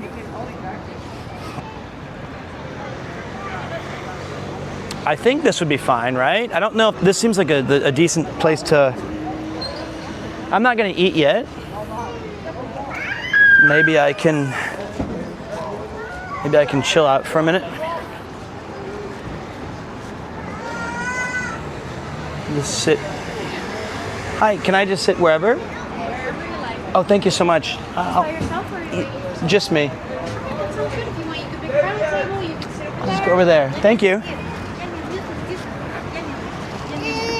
Story of my life. Are you sitting alone? You know it.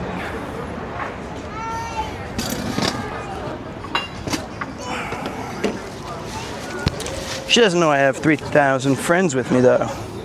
Happy new time. Hey, man, thank you. Let me, okay, let me see here.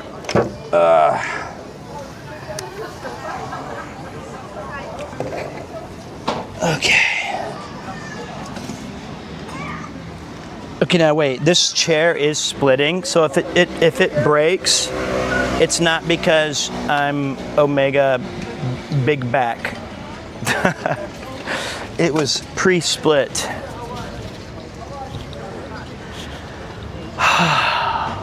Hi. Sorry, it's very hot. Yeah, you're doing good. Thank you. Do you have like a Coca-Cola Zero or something? We have Pepsi Zero. That's great. Can I just have whatever that big size is of Big that? size. Please. And then I'm just gonna take a look at this menu for a little bit. Yeah, thank you. And one water, if that's okay. Thank you so much.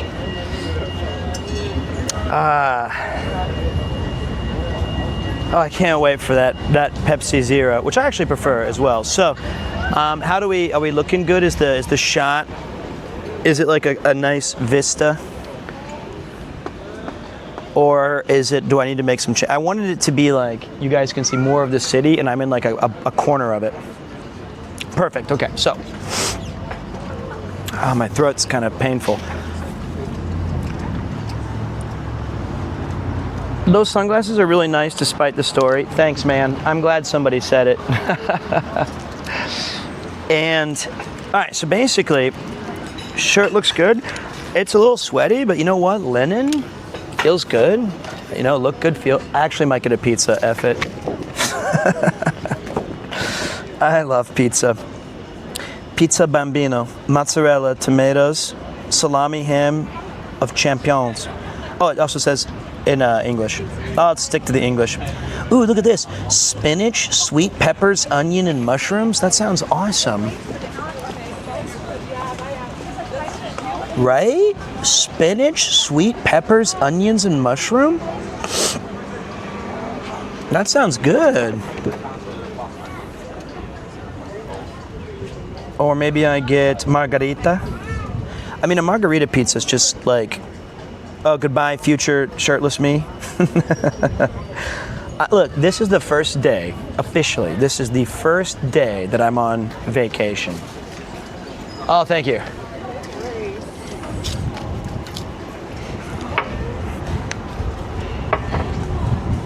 That is a big Pepsi. What is more put it in? I appreciate it. That's wonderful. That is a large Pepsi. Look at this guy. This is like a liter of Pepsi.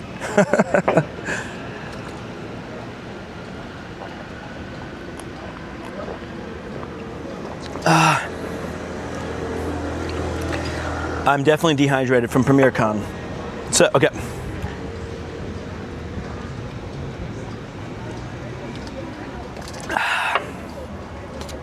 Somebody asked me what the prices are. Oh, no, we were in the Vista.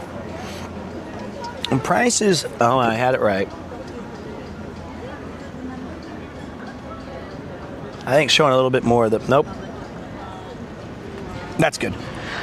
Prices for a margarita are 11 euros. The spinach, sweet peppers, onions, and mushrooms is 16 euro.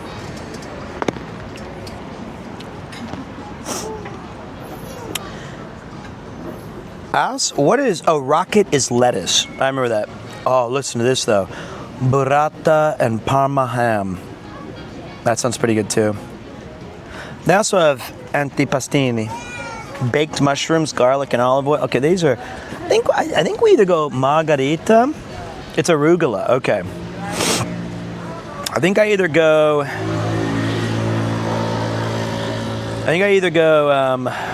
Ooh. Do I like arugula? Is arugula good? I think the margarita is probably the most sensible.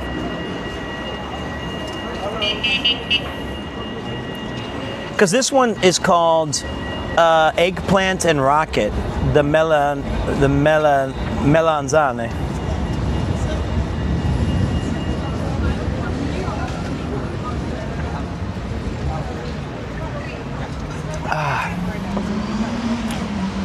I do like aubergines. But I think that eggplant and rocket sounds good. I'll try it. Burrata with ham sounds amazing. It does, doesn't it? Let me see if I can find a rocket with smoked salmon and rocket. Huh. But I think burrata and ham is like better for a sandwich. Let's go with a rocket launcher. Excuse me. Can I melanzane? Can I have the melanzane, the aubergine and Pizza melanzane? Yeah. Of course. Thank you so much. Cheers, thank you. Yep. I'm just gonna go for that. I love eggplant, and I want to try this rocket thing out. So, okay. So basically, now I can be honest with you guys. I can tell you guys a little bit about my vulnerabilities. Wait, is this a good? Do we look all right? Are we good? I don't even know anymore.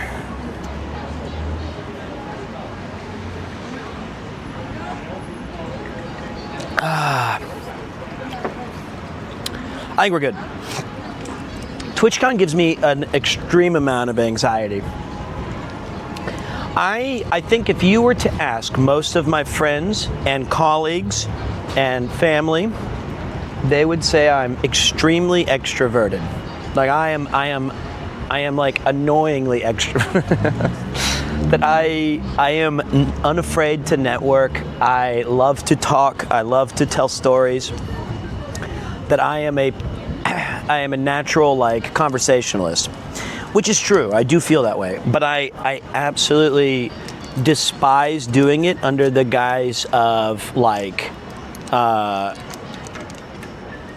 I'm like I like it if it's like super or organic, right? Like just I want it to be strangers or friends of friends or shared interests.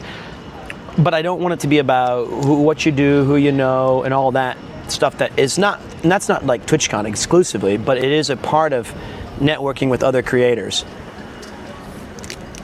And I just don't enjoy it, and I get great anxiety from it. And so a lot of those times, like the idea of going to a party with other creators, even though I like them and admire them and want to be around them and ask them questions,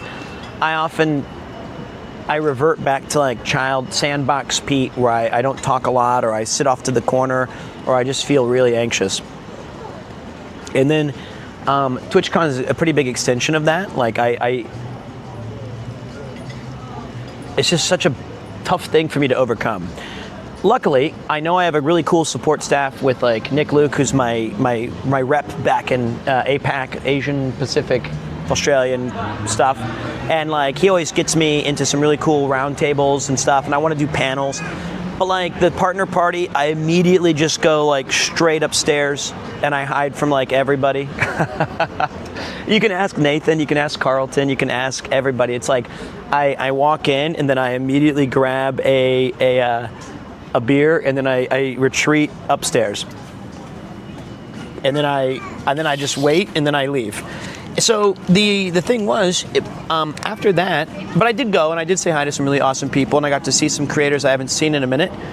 And then I said there's about 6 or 8 people that I wanted to meet that you guys would have absolutely been. RP Genius and his wife Cindy were in town. They came to the TwitchCon EU event.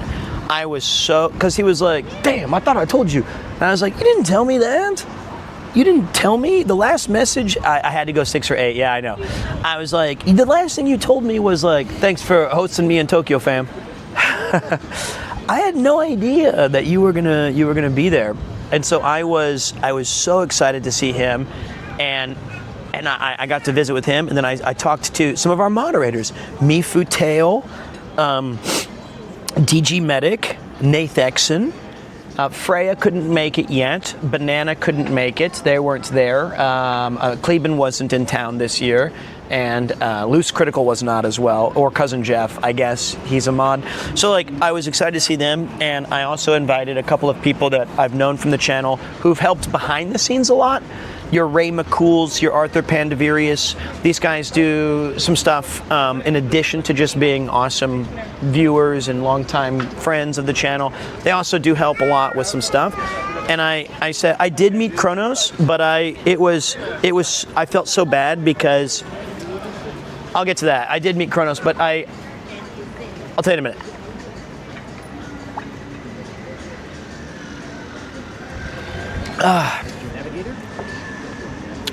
So good.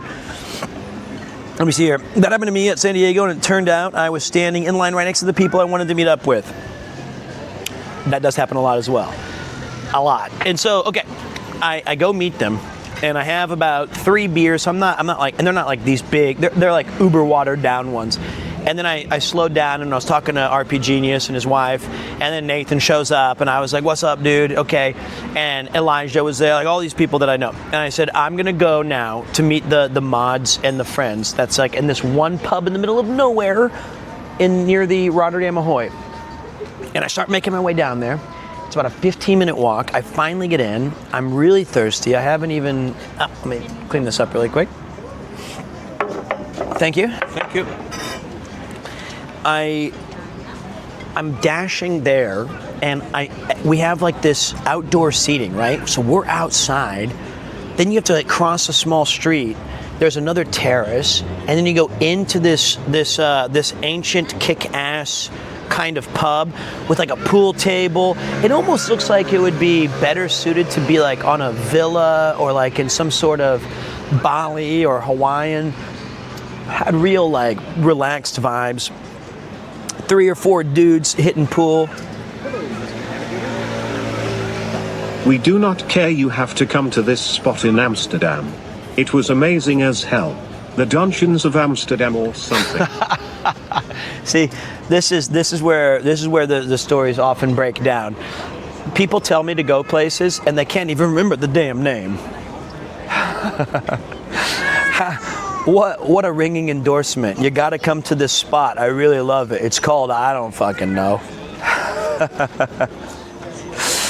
Like how am I supposed to check out this Dungeons, and where was my Dungeons and Dragons invite? Where was my 5e invitation? I didn't know we were going to Amsterdam today. I didn't get no invite. We'll get to Mo. Mo did give a really fun speech at PremierCon that we'll talk about. It's a quest. You gotta find it yourself. Where I'm at, very Italian pizza. I'm starting to change my palate to the. I can't wait. I'm gonna house an entire pizza.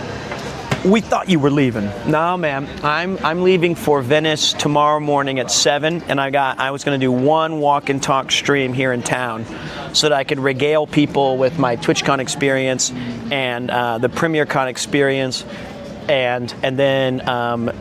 I'm actually kind of done with the walking part. Like, I mean, I'll walk a little more, but it was very good. But we're still only day 1. We're only on day 1 of my arrival. It's taking me forever to get through this. And I've been to Venice last weekend. Hopefully the weather holds. Hopefully, and the weather right now is perfect, guys. This linen is doing such heavy lifting. Oh, this Pepsi Zero is so good. All right, so I see RP Genius. I run to this awesome pub. I get in there and I see the lads a couple of the lads are already outside. And I said, okay, guys, I'm gonna go in there. I wanna wash my hands, wash my face, kind of like wake up, because I've been on the move, right? Like as soon as I got into town, I checked in, showered, went to the partner party, went and saw RP Genius at the dungeons of who knows what the name is. And then I went straight to like these guys that are already 4 beers deep at this pub in the middle of nowhere. I get over there, I go into the bathroom, and the door like slams behind me. It's so loud. It's like, scared the absolute bejesus out of me. And then I was like, okay, well, I wash, get it on my like face cleaned, and I try to leave. And as soon as I get to the door, I try to open it. And it's honestly like being in like a soundproof studio. When the door shut, it went like it was airlocked, like some sort of submarine that you would turn like this thing to make sure no water could get in. And I'm like trying to open the door, and it's so fucking heavy that I put all of my power into it, and it goes like, it makes like a creak, and then it just bolts open and stops immediately because I had slammed it right into another guy's face. And I do feel really bad about it, like right into his face. And he slams back and he goes, oh, Jesus, I think you broke my nose. And I was like, I did not break your nose. But then he did start bleeding. He started like visibly bleeding on his forehead. And I was like, oh my God. And I was obviously like mortified. I was so sorry. Hold on a minute. Our pizza's here. Thank you. Oh, that looks wonderful. Got a pizza cutter here. Would you like anything else to drink at all? One more water, please. One more water. Yeah. Still. Yes, please. And I'll show you guys the pizza in a minute, but I absolutely mortified. I hit this guy in the face. I'm apologizing. I check his Twitch. He's a Twitch attendee. He's got his name card. I feel absolutely awful. I said, and then these guys playing pool came over and they go, you fucking maimed him. And I go, I did not maim him. And then somebody came by and they're like, what'd you have a problem with this guy for? I was like, I didn't have a problem with anybody. I was trying to get out of this door and it was stuck. And I opened it and it hit him in the face. And then the owner came by and he's like, yeah, guys, listen, the door's fucking heavy, mate. And thank you. Spicy olive oil. Oh, wonderful. Thank you so much. And the guy said, all right, I'll show you okay, this is the beautiful pizza with the rocket on it. Look at that. Pizza, beautiful background.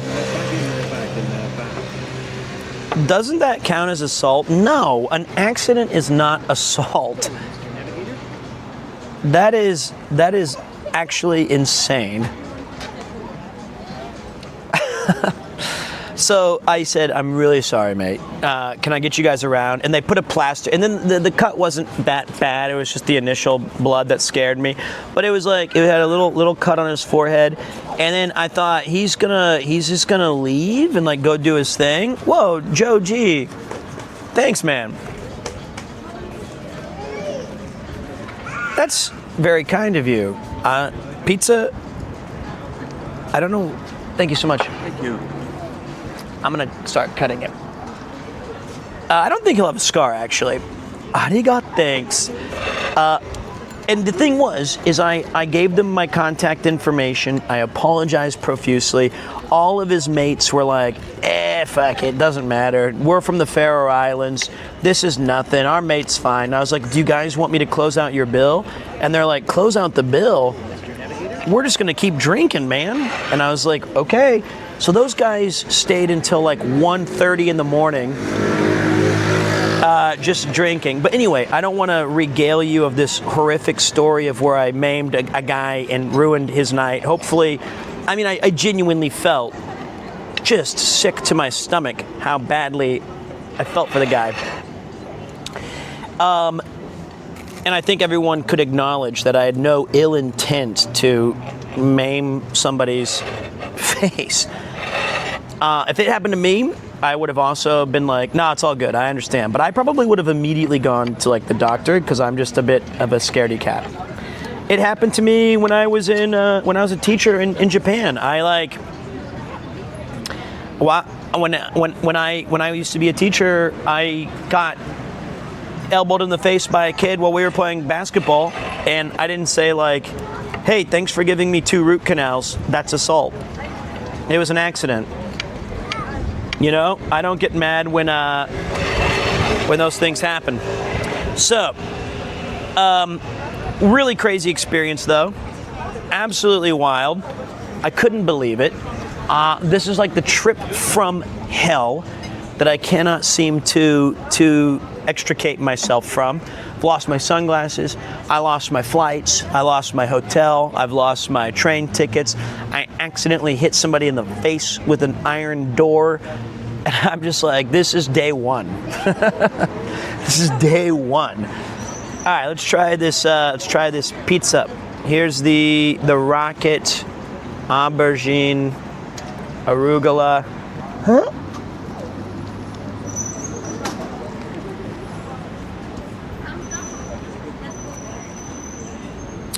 That's very good.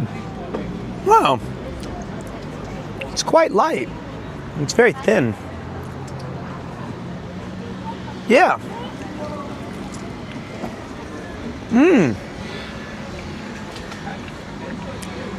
This tomato sauce is very, very good.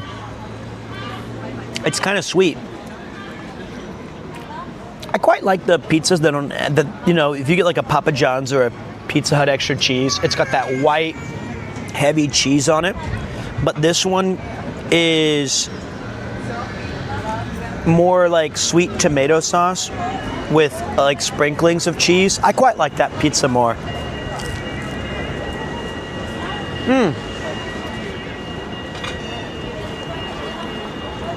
That's great. Hey George, great talking to you yesterday, Pete. This is not, I didn't go to Lieben today. I finally got my stuff working. I decided to stay here in Rotterdam and just go for like a quick walk and talk. I'm about to eat 1,200 calories, no, 3,000 calories of pizza. Whoa, mate, holy Christ, thank you very much, cutie pie. Absolute madness. Thank you. This is the best fuel. It's really good.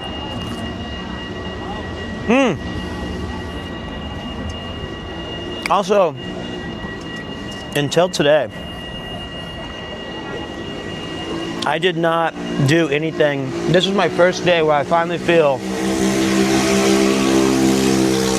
we're having a premier vacation. Jeez, Joe, gee, my man, making it rain. Thank you so much, dudes. You guys are very, very supportive. I really appreciate that. So this is, okay, but let me finish this. Wow, hold on. This is a big arugula, rocket,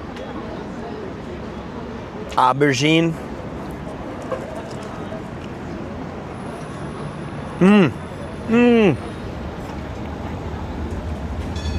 I love eggplant. Hello, Mr. Navigator. That is my favorite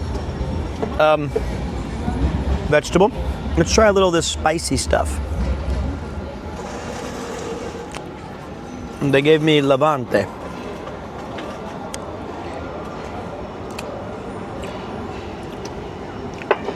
Let's try this out. A little spicy. What is this? Oil?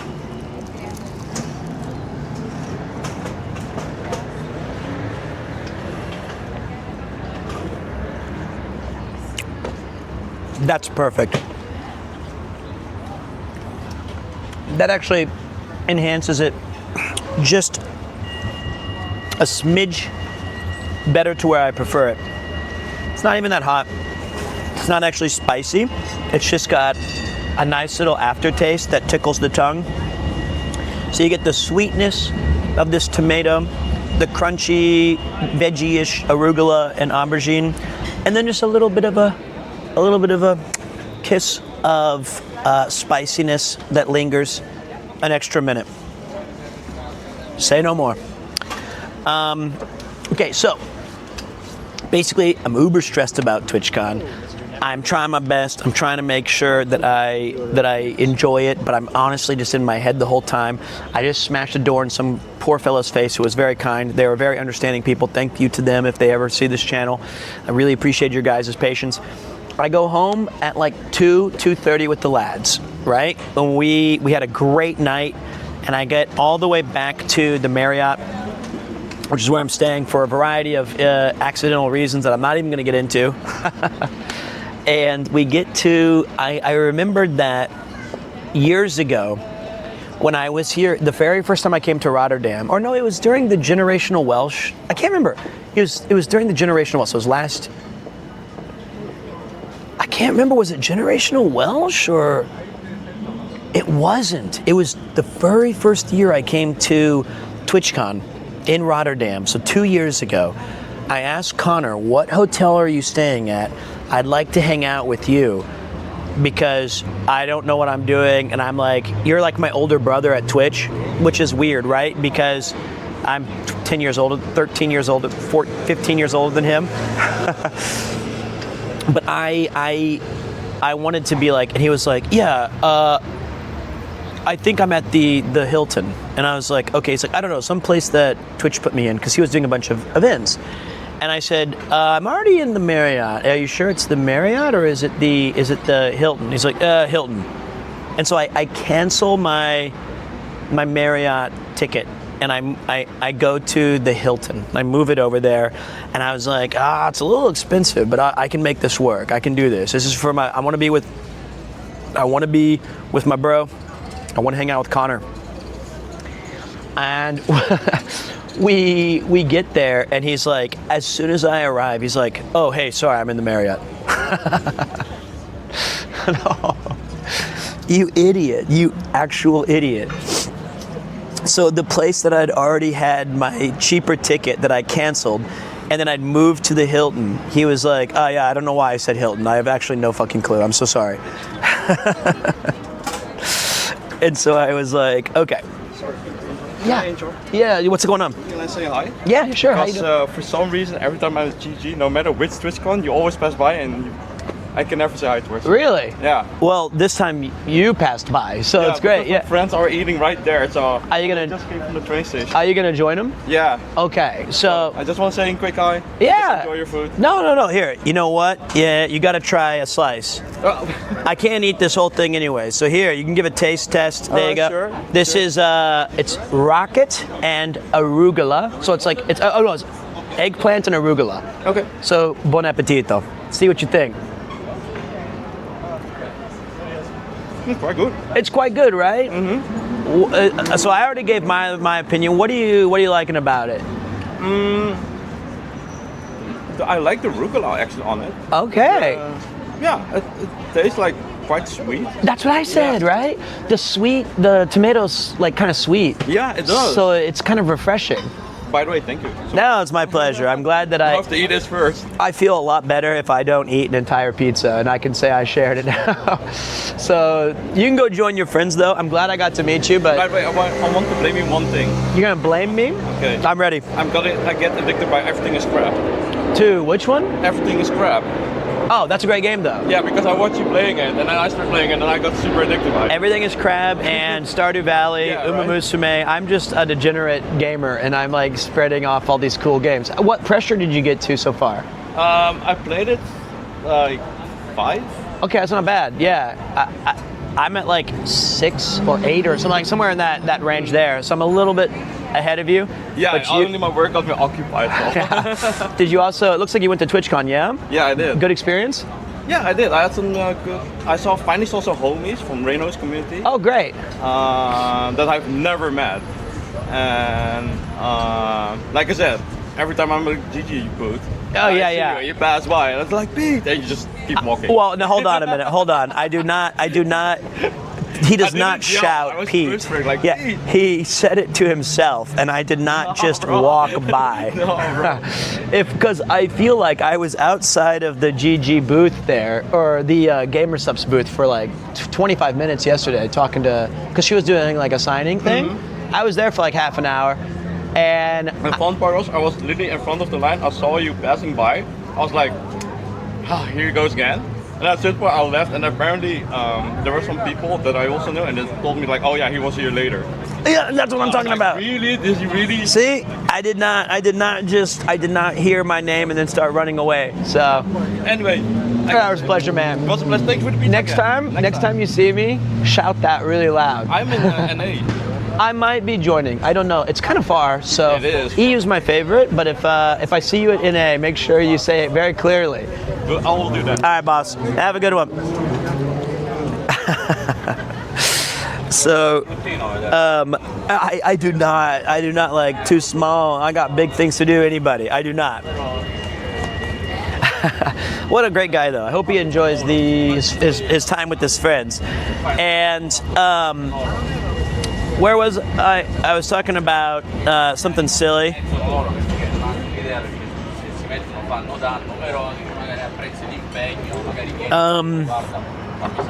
What was it? I was talking about. Pete, will you feed me if I? Oh, the hotels thing. So yeah, that's right. Boy, I do tell a lot of stories. The main thing was like I was going to and from these hotels 3 years ago, and I remember on one of the nights I was out with the boys, drinking, hanging out, doing whatever. I remember I walked home because I had to go back to the Hilton after we finished everything, and in between the Hilton and the Marriott there was this awesome kebab place that's open till like 5 a.m. So on that first night, I did remember to go back there, and I was like, "Hey, I came here like every year you get," and they're like, "What do you want?" And I'm like, "I just want you to know that I love your kebabs." And they're like, "That's great, but what do you want to order?" There's a line. I was like, "The extra meat, extra cheese." And he did say, "Yep, just like last time." So he did remember me. He did remember me. He just wanted me to see if I was going to order the same shit. So I got that.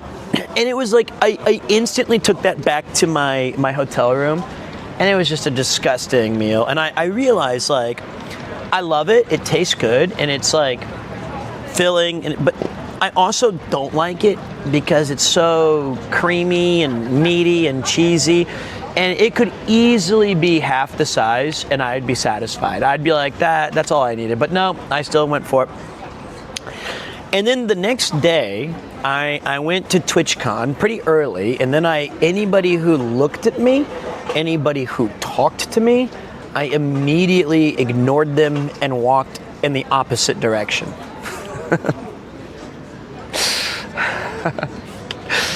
No, I walked around the floor of TwitchCon for a solid 2 hours, and I tried to meet as many people as I could. I spent at least an hour at the Artist Alley, which is always my favorite. I think it's a lot of people's favorite. Like if you go to the Artist Alley and just hang out at TwitchCons, you're gonna meet a really cool, a bunch of interesting folks. And I don't know what happened because the TTS I think broke, but somebody was, wow, that's very kind. Somebody threw in $20. Let me see, Katie. Oh, I can see it says web page not available. Let me see if I can fix this for you guys. That is so kind. I hope it said something like, here's money for pizza, which I'm going to use to get another Pepsi Zero.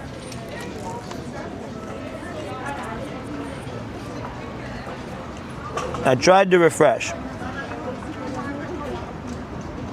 Let me see.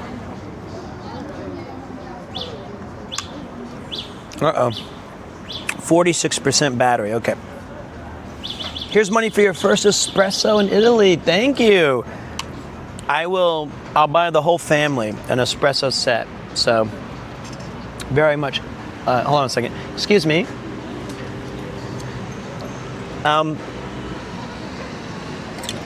Can I have another very large Pepsi thing? Yeah, it's embarrassing, I know, but thank you.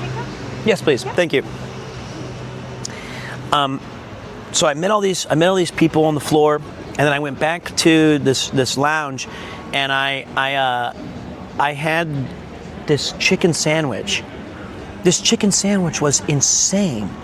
It was the best chicken sandwich I'd had since Butcher's Cream when Nabi gave me one small bite of that amazing sandwich on the cyclothon.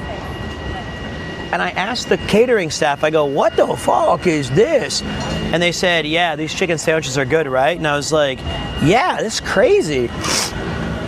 And they said, this is from a restaurant called The Goat. So it's not just a clever name. I was like, The Goat? That's awesome. I was like, is it nearby? And they're like, yeah, it's over by like the Marriott on like Rotterdam Central. And I said, ooh, I'm definitely gonna go back there like tonight, and I'm gonna try to get it again because I really think this is an awesome sandwich. Now, it's around this time that I'd had too much to drink the night before, and I didn't feel sick or have a hangover, but like, you know, stodgy food and too much beer, it makes my body feel, and I didn't want to have like a, oh, my anus all situation. So I was being cautious, and I knew that Premier Con was going to be exhausting, and my throat hurt from the flying. So I was like, you know what? I'm not going to drink Saturday night. I'm just going to chill. I'm just going to be relaxed with like, see what I can. I'm just not going to do anything crazy. And I wanted to be preemptive in that. Oh, thank you. And so, no, I'm serious. Like So I didn't drink Saturday night of TwitchCon. I didn't go to the parties. I was kind of tired. I really wanted to watch the UCL final of Arsenal and PSG, but none of the TV stations in my hotel had it. So, and then I wanted to watch Spurs and OKC, and I thought it was at midnight, and so I was like telling everybody, I gotta be home by midnight, gotta be home by midnight. And it was actually 2 a.m., so I missed that too. So, and I'd been tired from like the travel and stuff, so I was like, okay, it's fine. I went to the Goat, and I know I did a small stream with you guys, right? And I'd just been through this whole day of like kind of anxious imposter syndrome stuff, and I did a 30-minute stream, and you guys were like, you better hurry and go now because the Goat closes at 10. And I was like, okay. So I dash over there, and I get inside, and they say, hey man, just so you know, we don't have any smash burgers, even though they're really good. Our grill's down. I was like, do you still have the chicken sandwich? They're like, oh yeah, we still have the chicken sandwich. And I was like, I'll have a chicken sandwich, and I'll have a loaded onion ring, like onion ring with everything on. Give it to me. And I was able to meet one of Mouse's mods who saw my stream and was staying near the Goat, and they came in and said, hey, I'm coming to Premier Con. And I said, oh, because I didn't know at first that he knew I was going to be at this restaurant. I said, did you just find the Goat? And he was like, oh no, I saw your stream that you were here. And I was like, well, you can't just come to the Goat and not eat. You have to try this sandwich. And he was like, okay. And I was like, all right. So we order, he gets the chicken sandwich, I get the chicken sandwich, I get the loaded onion rings. We're waiting, and this dude walks in. And I was like, this guy's totally fucked. Because actually, to be fair, in his credit, he showed up at 9:59, but nobody acknowledged him until 10:01 p.m. And as soon as the staff came back and he said, hey, can I get like and they were like, sorry, last orders are at 10. And he was like, okay. But I thought that wasn't fair, right? Like, but I understand rules, and I understand retail, and I understand like how these things work, and they maybe just didn't see him. But I remember vividly looking at my watch, and then it said 10:01, and I thought, nah, he's cooked.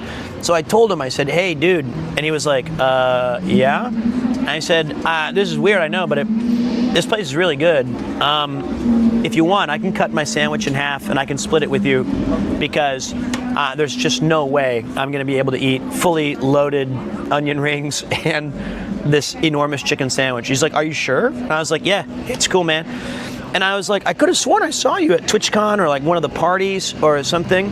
And he was like, oh yeah, I was there at the partner party last night. And I said, okay. And he looks very unique. He's got like this really spiky hair, and it's like blonde tipped, and he's like this lean, just cool looking guy. And I said, what's your thing on Twitch? And he says his name was The Office Drummer. And I said, that's awesome. And I said, now that I think about it, I did see you literally playing the drums or being like near the front of that when I was buying, or when I was getting my drink at the partner party.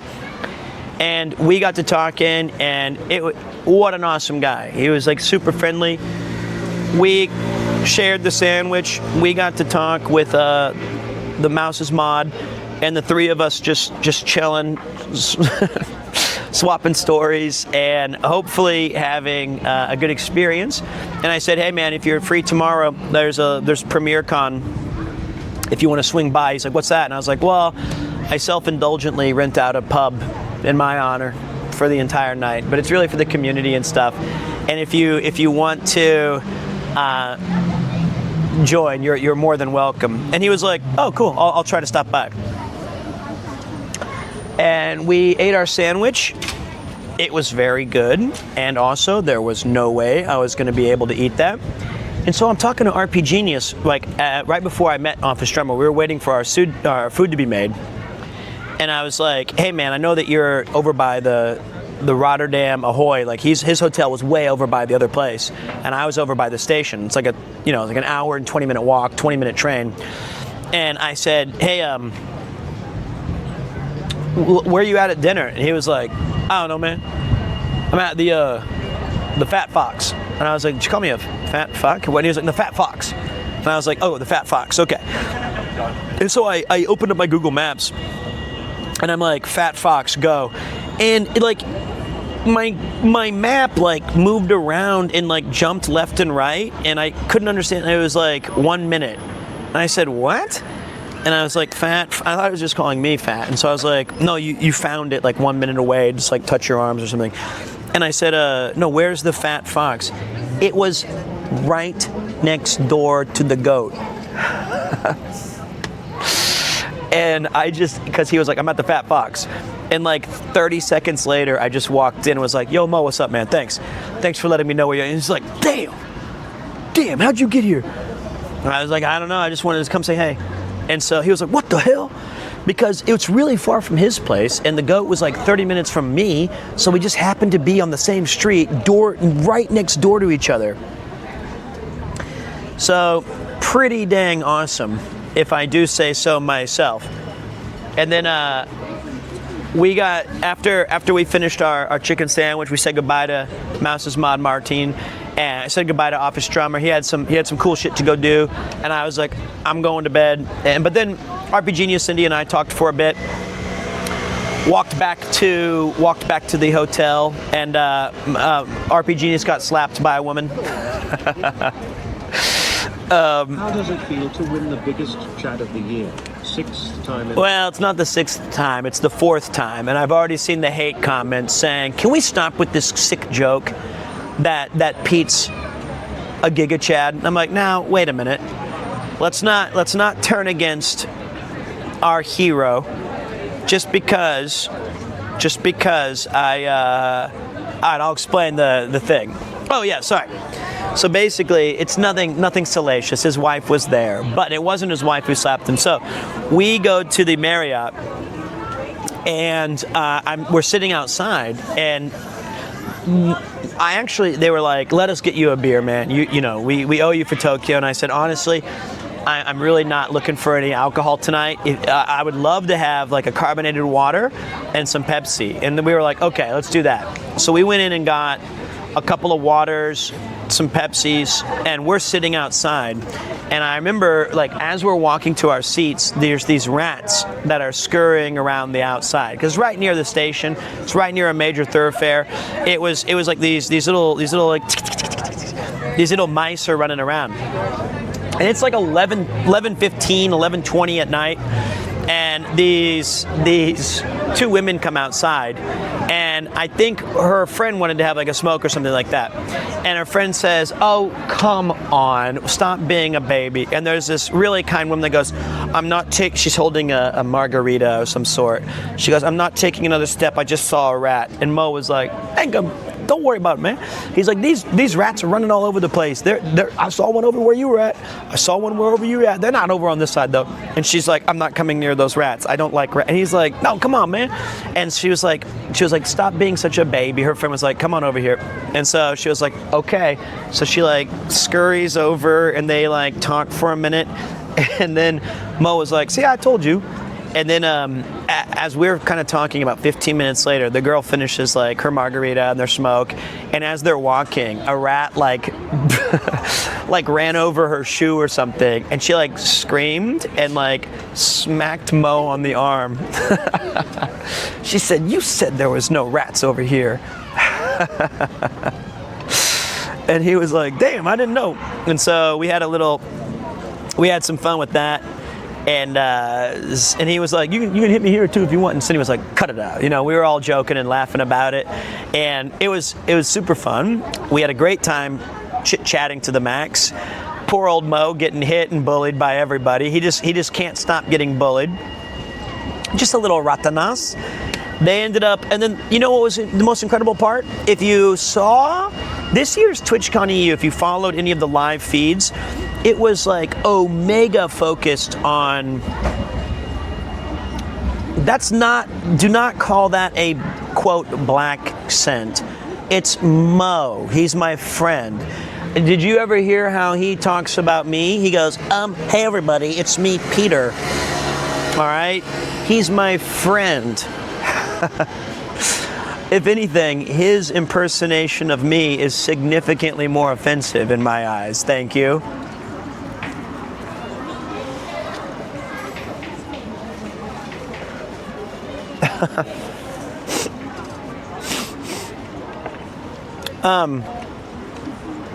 I hate eating on stream.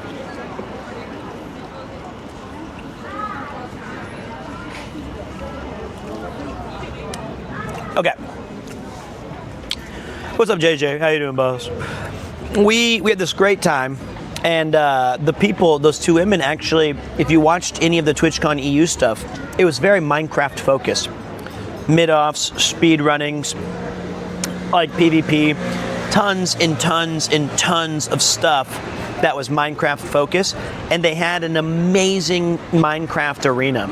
It was really well designed, very interactive, super freaking cool. It was like an awesome setup. And those two women were like two of the main designers of that set, and they were like, did you guys go? And Mo and Cindy had not been yet, and I said, I went, it was cool, and they're like, we don't care about you. And so they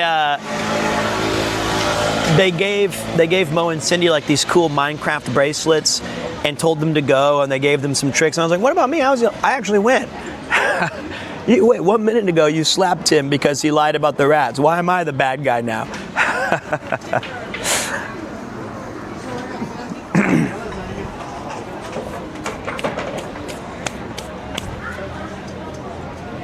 But that was probably one of the highlights for me, is just sitting outside and getting to talk to RP Genius and Cindy and seeing longtime viewers and like just being a part of that first day one. So I went to bed. I missed all the games. I missed the UCL. I know the scores of the Spurs and the I watched the game on replay later the next day, but awesome day one in the bag. Well, I guess it was technically day two. I got to meet this cool office drummer guy, super legit. And the next day I got to meet another IRL streamer that I've known for years named Cook. Cook sucks. Well, no, he doesn't suck, that's his name. But Cook and I got to catch up and talk about his traveling experiences, what he's been up to, and I always enjoy hearing his insights. He was one of the first IRL streamers I met way back when on a cooking contest that Josh in Japan held like back in like 4 years ago. That's where I met like Maylene, and Tokidoki Traveler was a judge with me. It was like a long time ago. So we caught up, we're hanging out a bit, talking about all these different things in our lives and how IRL's changed and stuff. And then I walked around the venue for another couple of hours. Didn't really do much on that day other than gird myself knowing that PremierCon was just around the corner, right? I was like, okay, here we go. It's PremierCon time. Of course, I told Cook that he could come, and he was like, I will not be there. Actually, he said that he was gonna try, but unfortunately, we did not see him. So, Cook sucks. Cook sucks. And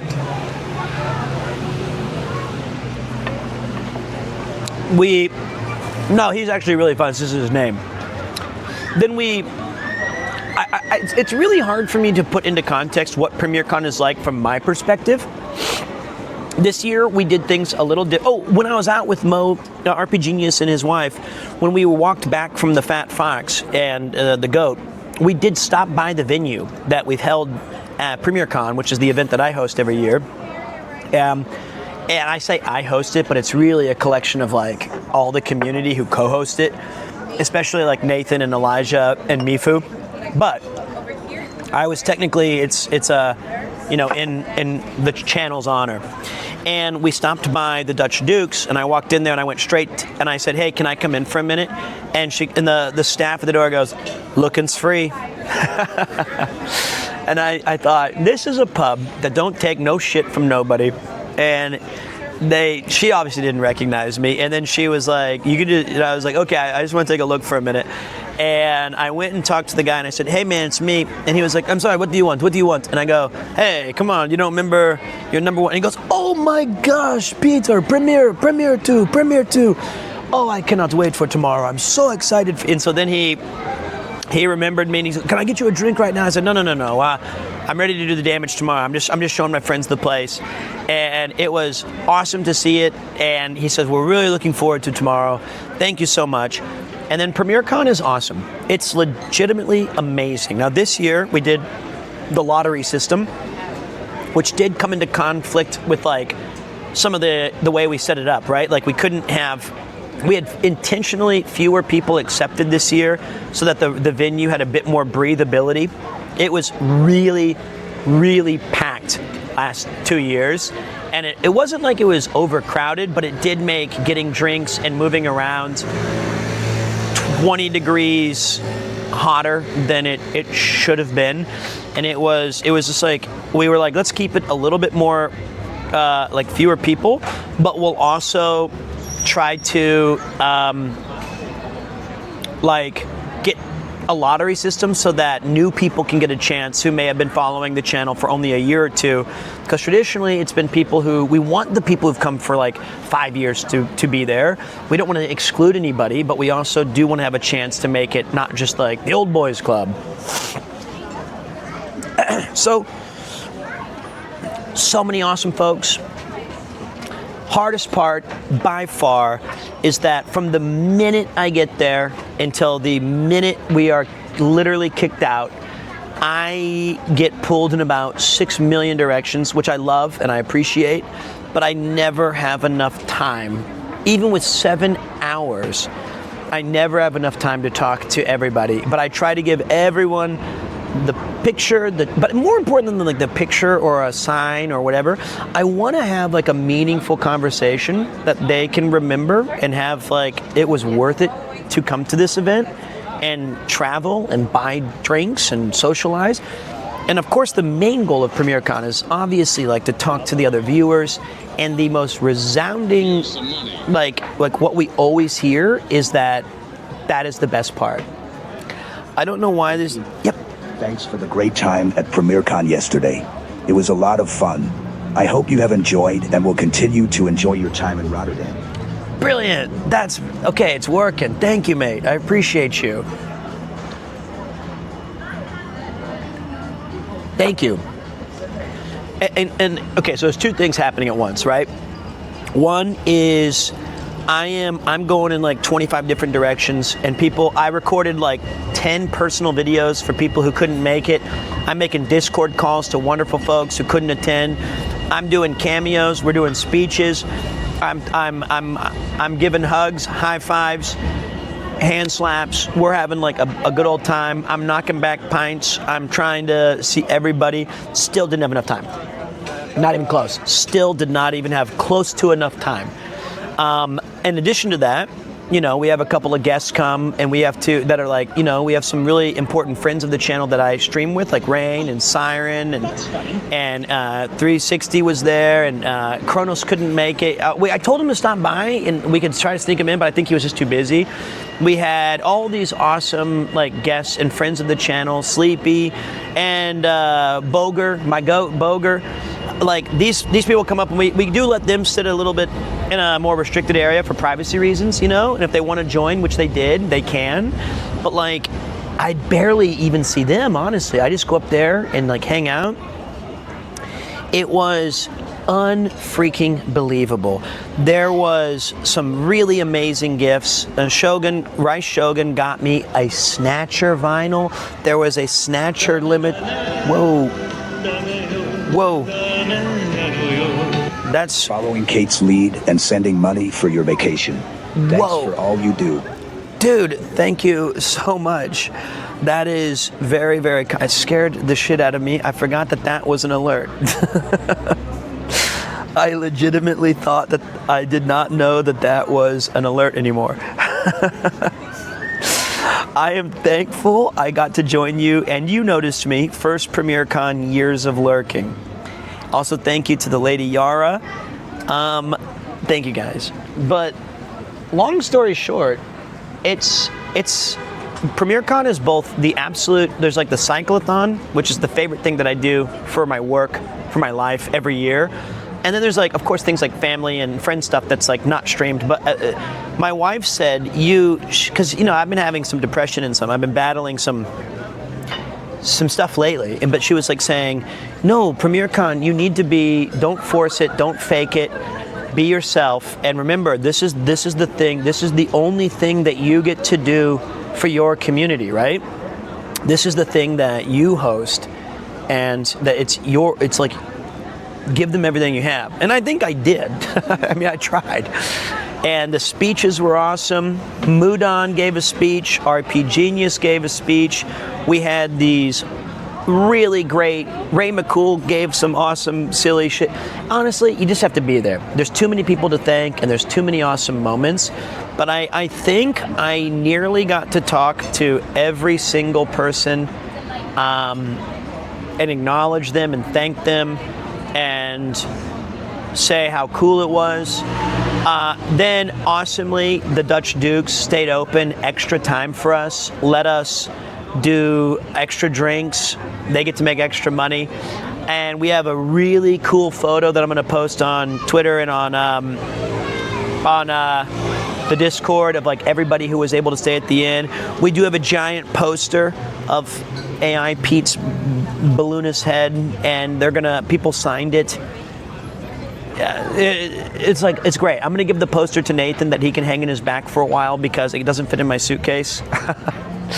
There was really great vibes. So it was. I don't know if I think the Discord. I think my PC got shut off somewhere, so I don't have the Discord link right now. I'm so sorry. All right, let me take a bite really quick.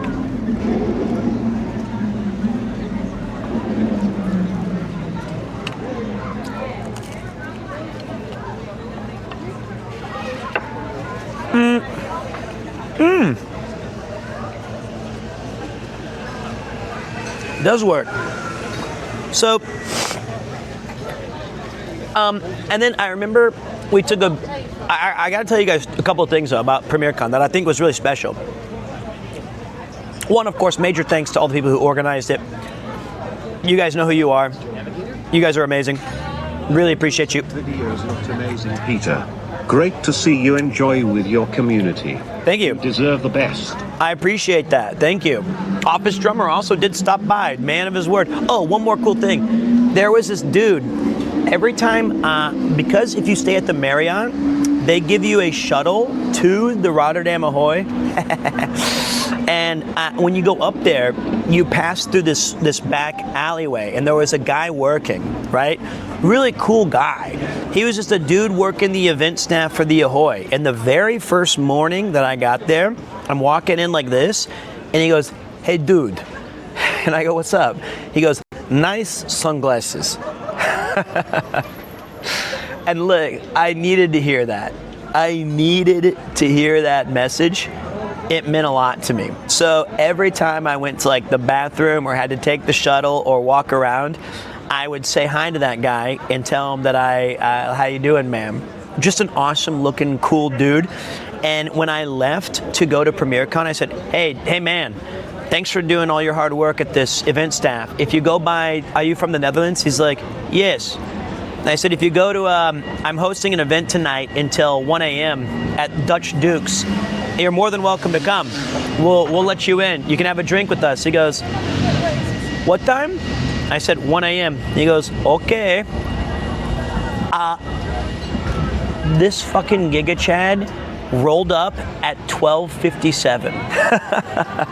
And he said, you said 1 a.m. Here I am. Unbelievable. And so I think it's the only drink that I bought that night, because they were letting me drink for free because they're like very kind. I gave him 20 euros and I said, can we get him a drink? And the owner says, I got you. And so he has a pint and he goes, what's this big deal? And I go, well, it's just a big party. And he goes, okay. I think he's in the Premier Con photo near the front too. But like, that's awesome. That's a cool way to share with like your community. Anyway, that was neat. The other thing that he has no idea who I am, what my name is, what I stream, if I'm a streamer. He has no idea. But first of all, the owner of Dutch Dukes says that not only has he been in the business for years, he is extremely. Glad to hear your trip went well despite the rocky start. Thanks everyone for sharing the Premier Con moments on Discord. Oh, no. No. First of all, thank you. I appreciate that. I also just spilled Pepsi on my new flannels, and it looks like a pea spot. So I'm a little sad. Okay. Then, that's unfortunate. Thanks, Browndo. I can hardly follow the stories from the ad breaks. Two problems. One is yours, one is mine. The stories would be shorter if I was more concise as a storyteller. That's on me. The other one, that's on you. Because where I come from, clowns don't dance for free. You can subscribe. So it's 50-50 there. All right, and you can watch for free, but I gotta collect a little bit of ad money so I can host these Premier Cons. And it's fair deal. That's a fair deal. But I was talking to the owner, and he said that he's been in this business a long time, and he's had this pub. He says that this community is one of the, and not even one of the best, it's the best he's ever had. We don't cause any trouble. We're very enthusiastic. He can see that there's a real brotherhood and camaraderie. He really appreciates us, and he always tells me, I'm glad that you have these people and that they have you, because, you know, as a bartender, you see all kinds of relationships, and you see all kinds of situations, and I think that you guys found something that's so cool. And I said the same thing. I said the same stuff. I said, hey, I love doing this. It's my 5th one. I'm sad that we can't do it here next year, but you guys were ace. We always loved coming back. And as I was packing up all these incredible gifts that you guys were giving to me, and sweets and foods, and Stupid Nathan's Victoria bitters that I accidentally have, the VBs, this kid, he's 18 years old. He was working there, and he goes, can I ask you a question? And I said, sure, man. He's a kid, right? And he goes, I don't understand. How do you do it? And I said, listen, the speeches are embarrassing. And he's like, no. I want to know. I see the way that you talk to the people and that they talk to you, and I want to know how you can have this. That's so sweet. And I said, well, I don't know, man. I don't know. I'm 4 pints in. I can't. And he's like, I just think it's so neat to see it because you have this thing, and I admire it. And I said, I appreciate that. And I said, you know, streaming's a bit awkward because, you know, you're basically, it's uncharted territories. Is it like when you buy a ticket to a stand-up comedian, the transaction makes sense. If you buy tickets to go see a baseball game, you know that that's the show. But like Twitch toes the line where it's like you can easily talk to me. You can't talk to LeBron or Bill Burr or whatever. But like we have this other layer of interaction. It's like being at at the stadium watching together for a shared hype moment. It's just that I'm leading the cheers or whatever. And I think he understood that about Twitch. And I said, I think for me, what always helped is that everyone's pretty genuine with each other and that everybody's really respectful. And we have like all these cool things that we can do because it's interactive. And I think that genuineness on both sides really extends itself to a good setting. Basically, I'm LeBron. I can play 1 through 5. Sometimes I dish it, sometimes I dunk it. We're not gonna have one Premier Con, we're gonna have 2, 3, 4, 5, 6, 7. So, yeah, that's what I was trying to say. Not 1, not 2.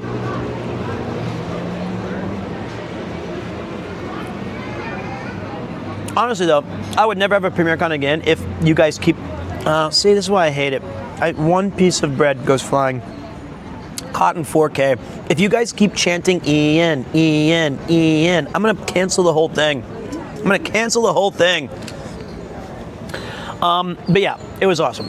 After that, I had like 800 bags of like gifts, and I lied and I told Shogun and Razzie Boy, I said, because everyone was going to get Capsulon afterwards, and I was about a 15-minute walk from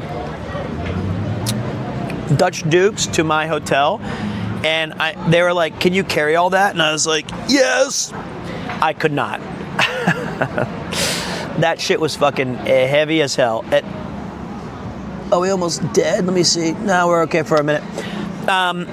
It took me like 25 minutes to walk back, and I was carrying all this stuff, completely sweaty.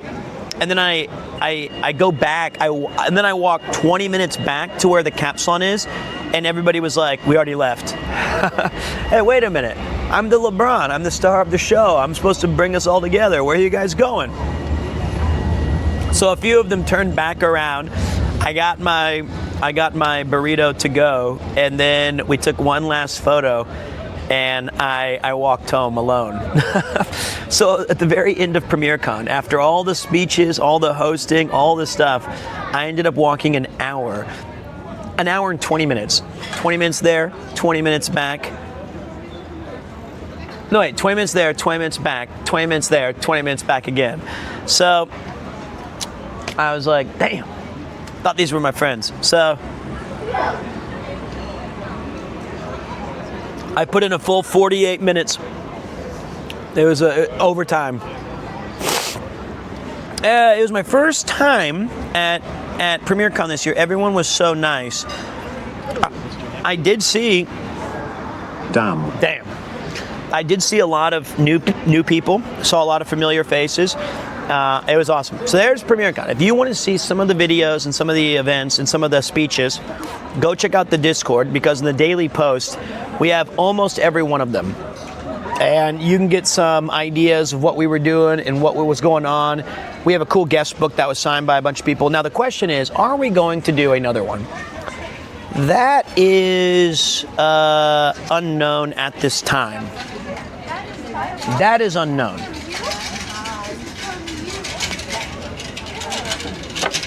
It is. Hold on one second. I am genuinely impressed by your ability to retell events. Do you think there's a skill you partially developed through streaming, or were you always good at it? I will say that is one thing. I don't know if I was always good at it, but it's one thing that I always wanted to do. I like telling stories. I don't like the 7 seconds or less firing off random jokes. I think fun stories should have a lot of details and moments, and then you take people on like a little journey so that they can have, it's not just like, oh, did I tell you about my dream? It was crazy. I like fell and you were there, and yeah, I was like, I had a jelly sandwich. Yeah, that was fucked up. And everyone's like, okay, what a I hate your dream stories. But like, But with something that actually happened, I feel that there are a lot of insightful moments and memories that you can weave into the retelling. That was last night, and then I went to bed, woke up with a Charlie horse because I was dehydrated, and my calf was extremely pain. I always do this. And then I slept in a little bit. Got my gear set up with the guys at IRL Tools, and then I was like, let's fucking go, buddy. Let's go run this.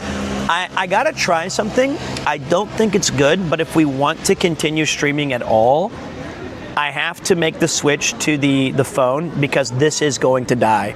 I have to charge this, or it's gonna be like in 10 minutes, less than that if I start walking.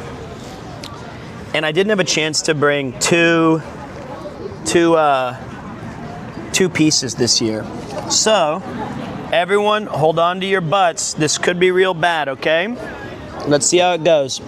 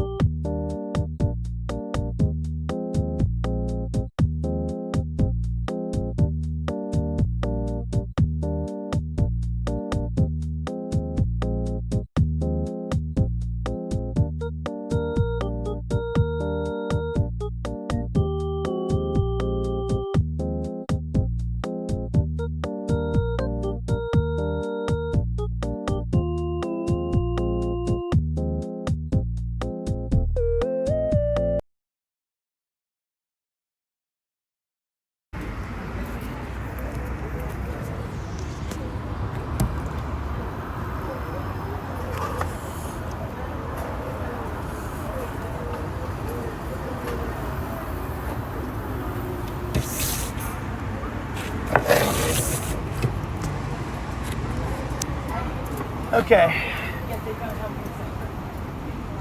I do think we might be back. I have to, but I gotta do a thing here. Let me see how this works.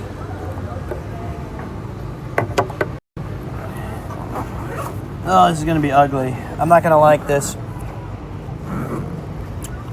Because I have to like disconnect 50 different things. That's gonna be annoying to recharge, but that's okay. We have to fast charge this thing or else. Yeah, it was at 16%. All right. At 16%, you didn't even bargain with the guy. All right, let's see. How we look. I'm gonna eat.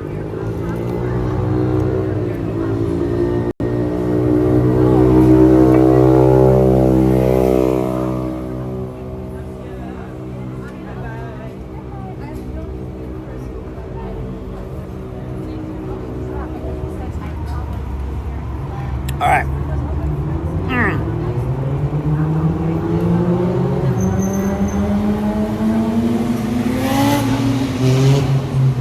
I can't wait to go to Italy tomorrow. Oh yeah, so I guess that leads me to today. POV your ants. I don't know if I could do any better.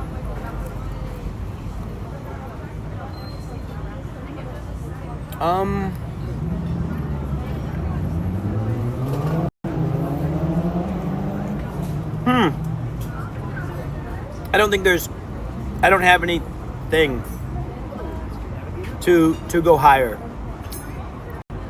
I'm sorry. I can put this near you guys, not that there, but like, so then today I woke up, and today was the very first day, genuinely, where I didn't have anxiety until I streamed. But I woke up, and after PremierCon went well, I hope it did, I had this like wave of like stress go off my body, and I was like, TwitchCon is done. I barely did anything. I didn't talk to any sponsors. I didn't do any kind of like stuff. I just survived it. And then the thing we did was, I feel, very, very good. I met awesome people. Very few people, I imagine, regretted their experience. And then after that, I woke up today, and I for the first time, I felt free from all this. And I mean, the problem is, like, there's no way I can take all this stuff home. So luckily, I'm talking to Mr. Ray McCool and Nate Exon, and they're going to help me ship it later, because I just can't carry this stuff back. I went to breakfast. It was awesome. I regret not drinking more. The mojitos were good. Did you not drink a lot? I barely drank too. I sweat a lot. I had a, what's it called, guys? I sat outside on a terrace and I had a burrata, sun-dried tomato, caprese. It was like buffalo cheese, sun-dried tomato, peppers, aubergine toast, and a couple of coffees. And I was just like,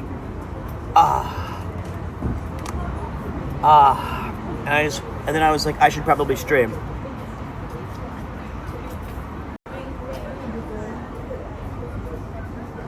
It wasn't a salad, it was a toast. All right. I don't think I want all of this pizza. I do not like eating on stream. All right. Okay, let's see. Are you gonna play Mina the Hollower? I don't even know what that is yet. I saw it's a game that got like 10 out of 10 IGN. And I was like, I don't know. Okay. I'm so far behind on like games. I think we should play Castlevania 64. Fuck it, let's go. I do want to play it though. I want to play. I thought there was another game that came out. It was Mina the Hollower. I thought there was one more kind of like pixel game. Or I wanted to play 007. When I get back, we're doing the Uncharted quadrilogy.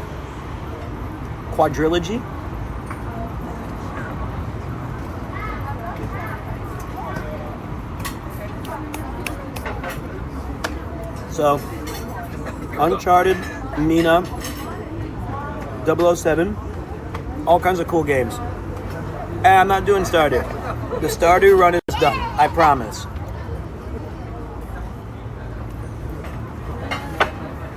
It's done. I do need to finish either Bloodborne, for sure finish Final Fantasy IX, maybe finish Bloodborne. We're going to Rome, and we're going to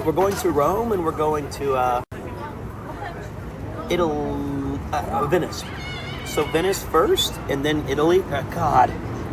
Venice first, then Rome, and hopefully, I mean, when I talk to my wife, so my wife is not the type of person that if you're on vacation with her, if I'm on a work trip, and she's at home, whether we had a child or a cat or nothing, it doesn't matter, like what the relationship was. She does not talk, she doesn't like care about calling me, checking in on me. I'll call her and she'll be like, I'm busy, can you like, is this important? There's no like 30-minute phone calls when I go to bed and she's like, I miss you. That's just not how Yuki is. And I was like, how is the baby? It's a lot of work. You don't understand. I'm like, I know, but is he okay? And she's like, yeah. And then she messaged me today. I called her and I said, hey, what's going on? She goes, we're on the way to the airport. And I was like, what? She's like, yeah, it was hard to plan everything. I did everything, but I hope you had fun at Premiere. She wasn't passive aggressive, but she was like, I hope you realize how much I worked. And I was like, I do. And then she's like, so yeah, I'm like, you're on the way to the airport now? And she's like, yeah, he's sleeping. Look, he was just like, and then I saw a picture of him playing with the grandma, and they were walking around being silly, and he was like in a playpen doing his little things, and I thought, wow, it's really happening. So they're currently flying to Turkey, where they will switch planes. and then go to Venice. And then, I mean, I leave for them in like 12 hours. So I don't know how this is going to work exactly, but I leave at 7 in the morning to go. I hope I have the day right. I hope that they're not there like a day earlier than me.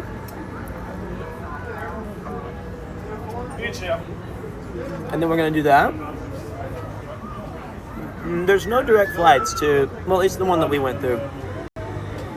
And then I was talking to Chris, and he was at my house after we filmed that eSIM commercial, and Yuki was like, he's like, where are you going? And she's like, oh, we're going to Venice. And he goes, oh God, I remember when I went to Venice. I remember I went there, and the day I went, it flooded. And when I woke up, my omelet was floating past me. I was like, stop. And she was like, what happened? He was like, yes, well, the tides can get quite high. And I had a miserable time. Yeah, beautiful city, though, although it reeks. It can smell awful in the summer. You have to be careful sometimes, but it's an old city. It's very beautiful. And I was like, oh, Jesus. And then he's like, who are you flying with? And she's like, well, we're going into Turkey. He's like, oh, dear. I was like, what's wrong with Turkey? Turkish Airlines are great. He goes, yes, but when I went there, it's always like, but when I went there. That's funny. He was like, when I went there, unfortunately, it was a tragic event. The airport had been bombed like 1 week after I'd been there, so I'm afraid to go back to that particular airport. I was like, shut up. I was like, shut the fuck. And he's like, where are you going? He's like, after you do this Venice and Turkish place. He was like, where are you going next? And I was like, oh, going to Rome. And he's like, oh dear. I went to Rome once and I was on a moped and some maniac nearly ran me over and I crashed into the wall. Yeah, so Rome can be dangerous. Watch out for pickpockets as well. I was like, okay. I was like, dude, oh yeah. He's like, you have a great trip though. Have fun.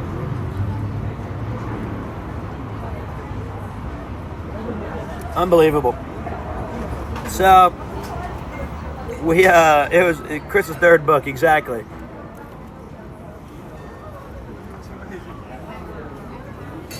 Okay, I'm done. What a shame to leave almost 2 full slices of pizza.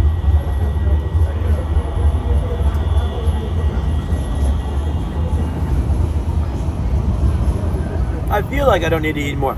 I'm gonna wait for this battery to get all the way to 100%. Then we're gonna walk again, okay, guys? But I'm very, very excited about this trip. I think it'll be legitimately incredible. I think it's gonna be like a 10 out of 10, best of the best. A chance for me to spend time with my family and to see Yuki and like my son, and he gets to try a little. The doctor said that he could have a little bite of pizza. We can chop up a little piece of the pastas, and then we're gonna do that. And then I know that each day is gonna be like half a day, really. So because of we have a situation where he's a baby, so he can't like stay out and do crazy things. So what I think I'm gonna do is, luckily the days are long, so on maybe tomorrow, maybe the day after tomorrow, I'll try to do a quick walk and talk through Venice so that we can show you guys this cool city. P3's first vacation, not even just P3. My wife and I have never taken a vacation. I mean, we've visited family briefly, and we had our honeymoon, and we've done like, but we've never like set aside like a vacation to do something. And I think that that's something that I'm really happy to provide for, and because the channel's doing well, and it's very, very, it's just such a cool opportunity. It does, unfortunately, look like it's going to rain a little bit in Venice on like the 3 days we're there, but you never know. The winds of weather can change rapidly. How long has she left in Japan? She lived in Perth, the most isolated city on the planet, for a year. She lived in Perth for a year. She's visited London and Paris with me. and traveled around Japan. She's been to America with her family when she was younger. But yeah. All right, guys. What do I do with these? How many calories is this? I like that it's not very oily pizza. It's pretty impressive. Hello, Mr. Navigator. Since when does Pete have a profanity warning? Lol. Congrats on the vacation, Pete. We have a profanity warning? Does Connor? Does Rob?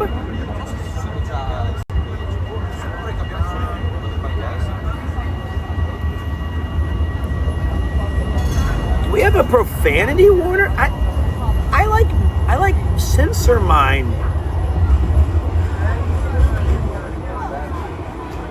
I bet it was Chris saying the C word.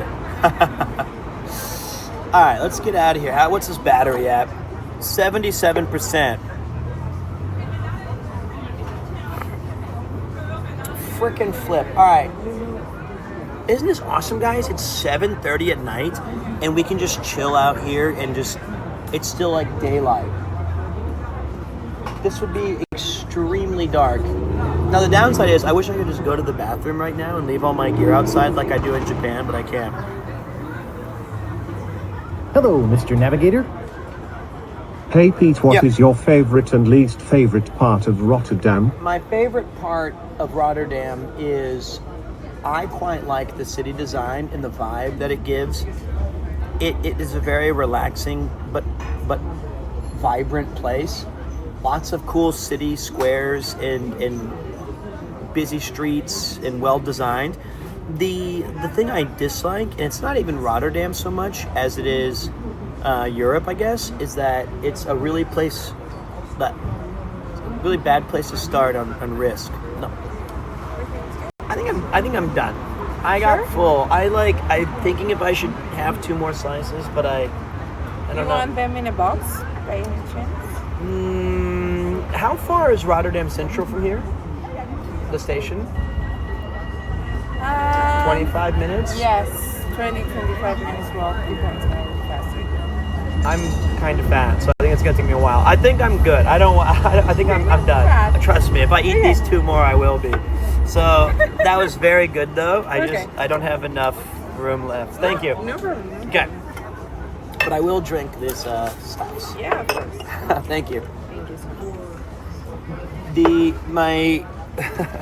My least favorite part is actually the busy streets.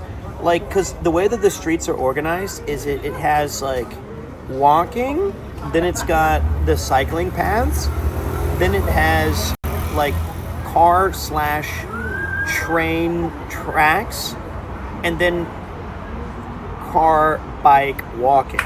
So when you just do a simple thing like cross the street, I think that you need to look really carefully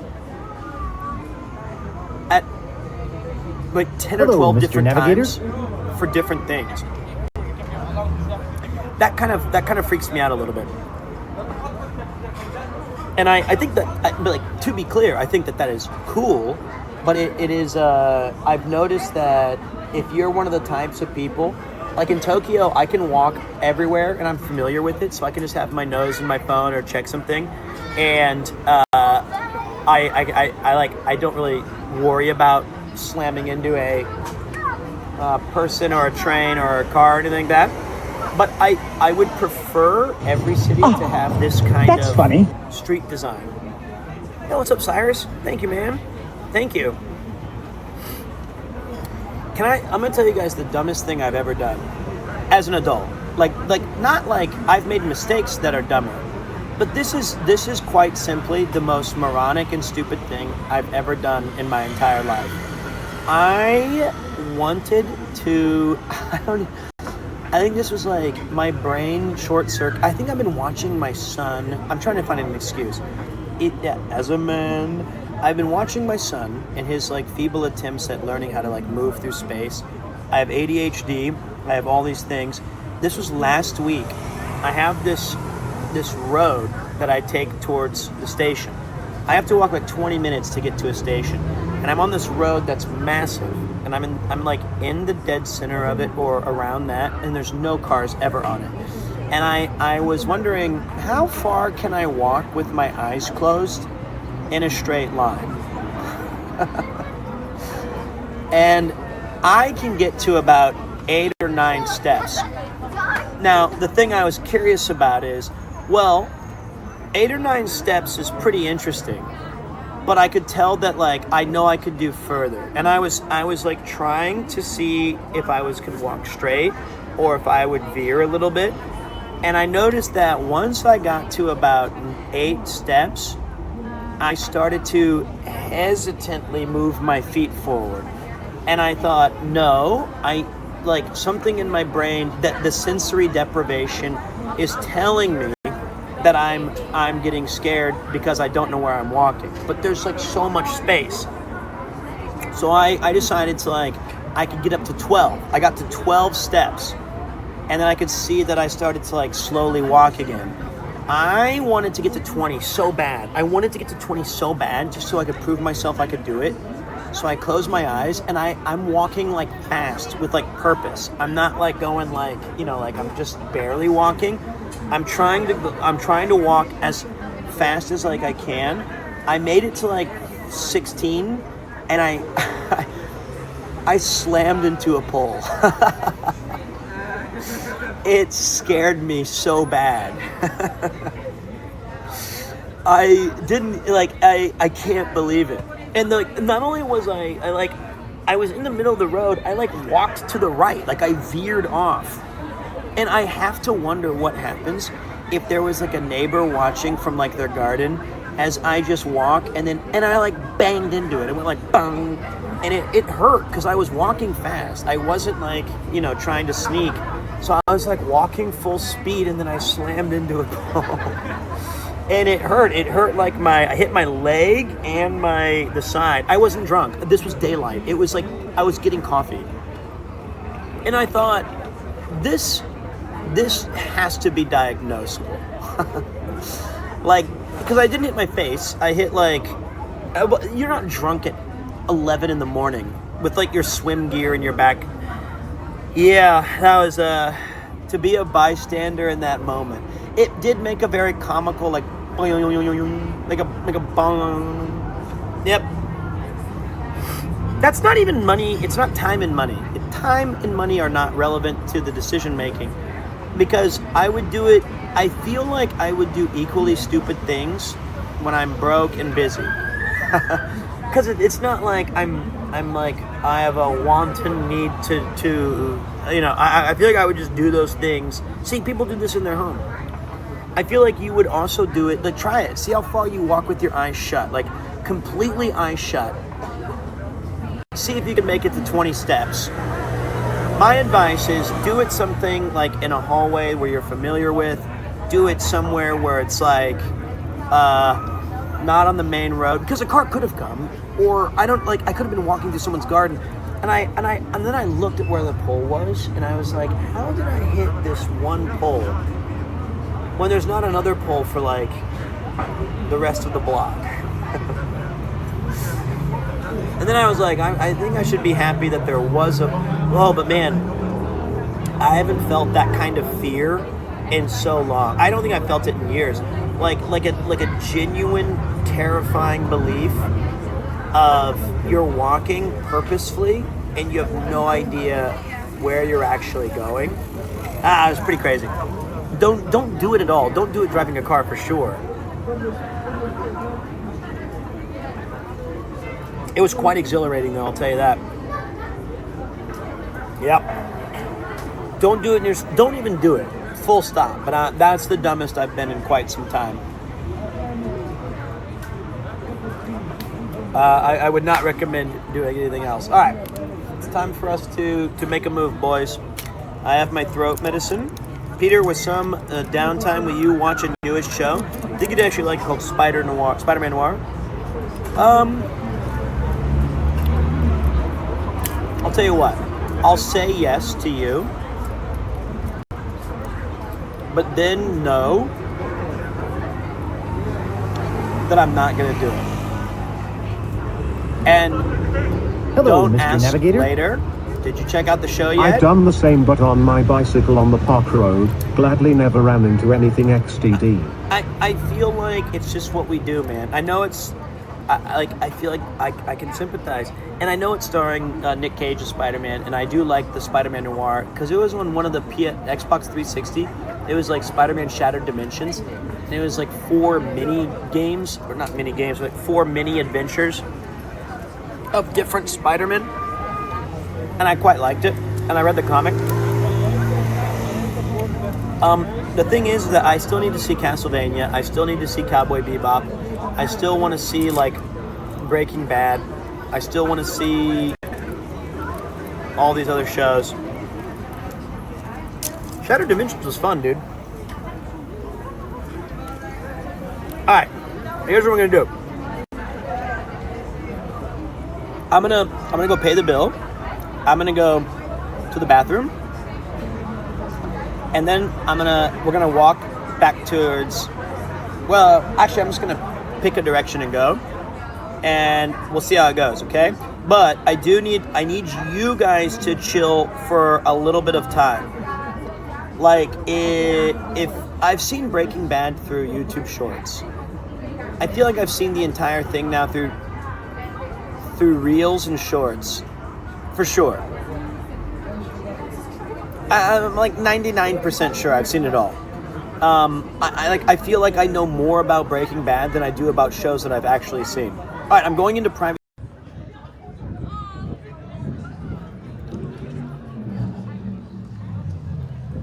Okay. All right, we're back. We're only on one. Seemingly one of the internets or SIM cards or something's no longer active. I think they got kind of mad at me there.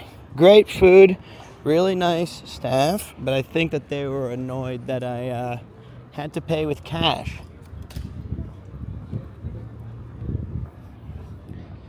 That was, well, I just don't know how else to do it, because my card only works like half the time because it's Japanese. I think it's just a bit inconvenient for them to have to break change. What a cool place. Look at that building.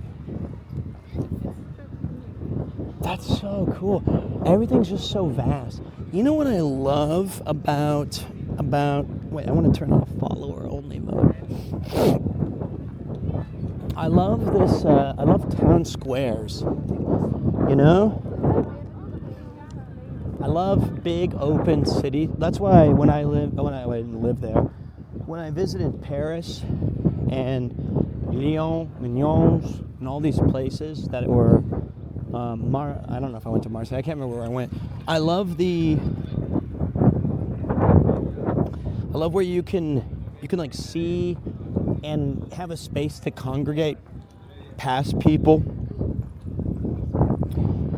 It is windy, but that usually shouldn't affect the audio like normally. So I don't know what the deal is. Even because I mean it's not that windy. It's not, well, kind of it is.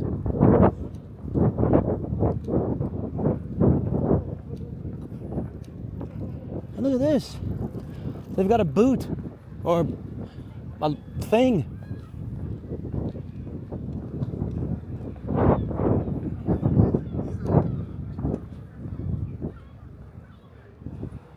So wait, they have local markets here usually? That's a thing they do here? That place is only empty because they have local market stalls here. Otherwise, it would be full. Wrong mic active? Oh, it could be.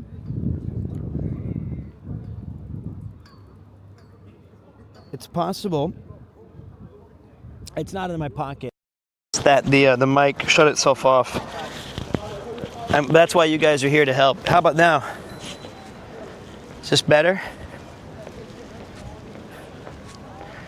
There we go. Okay, sorry about that. You know, it's weird. It's like, I don't know why it does this.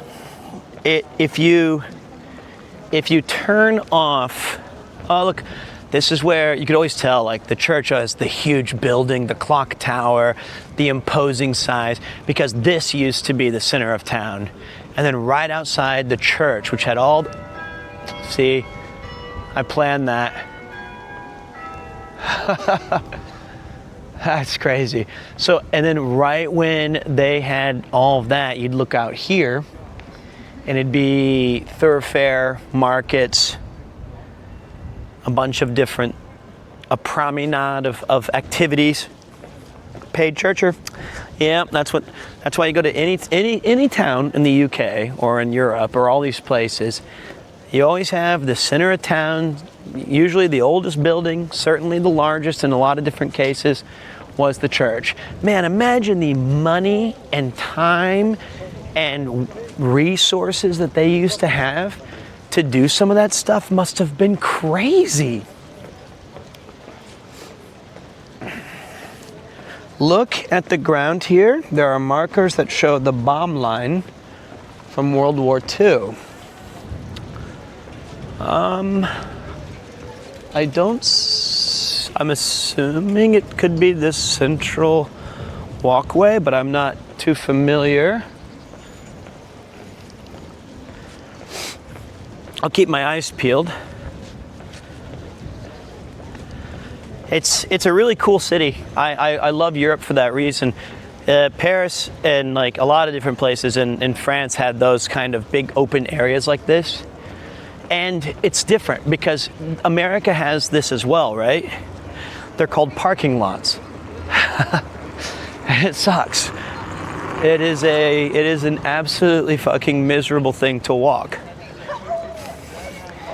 And then you have them here, and they're the same size, and they're the same, like, enormous use of space, but it feels like there are people riding bikes and talking and communicating, and there's shops and open face windows.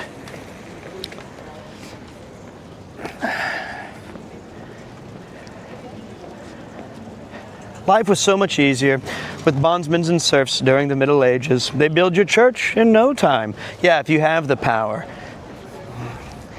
Paris changed a lot. It's poop now, no offense. I disagree.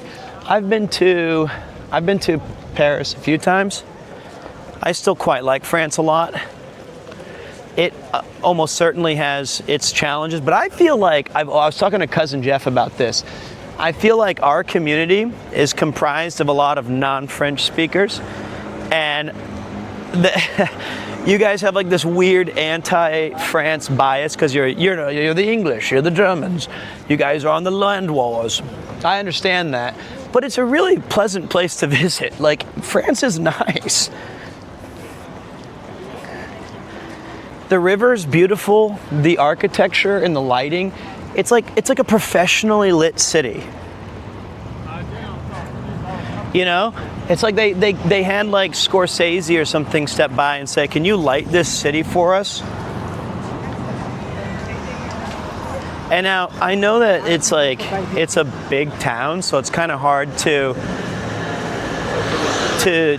quantify, but the places that I've been around the River Seine, and when Yuki and I had our honeymoon there, and when I visited there with my cousin Jeff, and when I went there for TwitchCon, all of those experiences were top notch.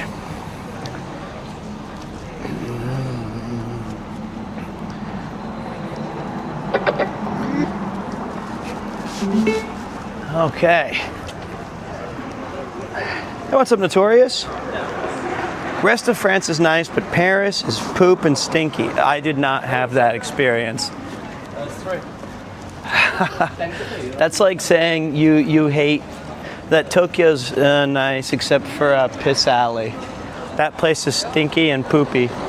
Well, I'm sure there's parts.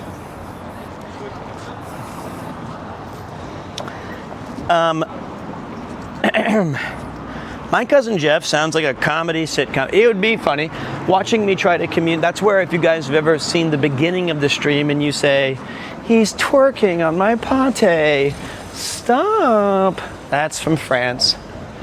the number one clip on the channel for the longest time, before Barrett ruined Final Fantasy VII Remake, was we got off the boat of looking. We were like on some boat tour in the middle of the night, and this old woman turned to me, and she didn't speak English as a first language, I think, but she was trying to talk to me, and she said, "It's beautiful, it's beautiful." And I said, "Oh, thank you." And she said, what? I think she replied with, not you, the river." That kind of set the tone pretty early on. That was pretty much, I was like, okay, this is what streaming's like. I can't remember exactly, I try not to watch that clip, but Jeff and I laughed very hard on that time. No, not you. I think I said thank you to her. What a moron. Did you have your eyes closed, seeing how far you could walk when you confused she meant the river and not you? Possibly. I was like projecting what I wanted to hear. You know, I was like, be the man you want to be. Wow, what are we doing in Rotterdam? So this was TwitchCon week. And every year Twitch, since 2019, I believe. Not sure exactly. But these days, TwitchCon is usually held in Europe, and I've been going since France. So I've been going for the last 4 years. We get to see things like a bunch of cool streamers. It's a much more chill vibe than the North American ones. The last 3 years have been in Rotterdam, and here we are. And I didn't know that this city was as centrally you know, when I hear Rotterdam, I just kind of figured, oh, it's a small town. No, it's every bit bigger than I expected. It's very, very cool. And so we're gonna do this, and then next year they announced that they're changing it to Berlin. And famously, "Ich bin ein Berliner," John F. Kennedy, I believe it was, once said. And I would really like to go, but my wife said maybe we should do something like season 2 of PremierCon, like change it up. I think the main thing, obviously and honestly, is it is extremely expensive. Like me coming out here for this alone was just like a really, really poor financial decision. But I don't regret it, but like it's becoming the way that the Japanese economy is kind of like tanking, and the way that everything else is getting double expensive. To do that and not have any like sponsorships or reasons or like actual stuff that allow me to be here and offset it is very challenging. Maybe you stop buying expensive sunglasses. Technically, I got a discount. I bought them in Japan, so I got that one all right. And maybe I shouldn't buy my €100 linen pants from Uniqlo, a Japanese import store. Hello, Mr. Navigator. Okay. I mean, like it's really not so bad, other than okay, it actually is. It's twofold, right? I mean, here's the good news. Let me put it this way. Logistically speaking, it's, of course, the flights and the hotels can add up, and you do things like you get beers and stuff and hang out with your mates, and those things are not so bad. I think that the biggest challenge that I'm really curious to see how it offsets was, in the past, I would come here and it'd be basically like 5 days, right? 5 or 6 days of hanging out and doing Twitch, and I would do like a Twitch Rivals, or I would do a meet and greet, or do some sort of thing at Twitch. And then you can say, okay, well, I'm not going to stream at these times, but I can offset that by doing some of these other things. And then you add in like a little vacation with the family, and then you can say, okay, well, I'm not going to stream at these times, but I can offset that by doing some of these other things. And then you add in like a little vacation with the family, And you're looking at like, okay, I'm not streaming for a week, and I'm spending all this money to basically drink with my mates. And that money might be better used to put towards like P3 or something with the family.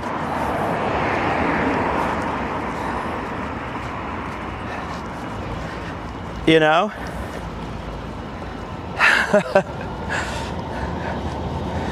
Yeah, the fuel cost is just too much. What a cool city, man. This is awesome. Look at this. I want to go see what's over there. That looks cool. I'll cross at the crosswalk. But, you know, now that I know that I can pack a lot of the equipment very conveniently, and if we can see if you guys are digging the IRL streams of different nations, I can talk to my wife, and she really wants me to continue Premier Con. I don't ever want to see this shit. Oh, look, it's the Hilton. I know where I'm at. I'm familiar with that hotel. Huh, I wonder if my friend Connor's staying there.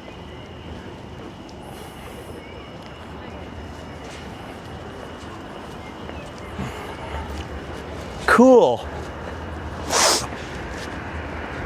See, look, this is what confuses me, right? So I crossed the street with the light was out, and then you have like the tram. You have enormous piles of dung, which means a horse went through here. So there's like a horse carriage, the tram, and then you have this thing, which is the bike lane. And you have to like keep, and then you have back to walking. That can be kind of scary. Could be mounted police, I have no idea. But like, that's like 4 different modes of transportation that I'm not used to.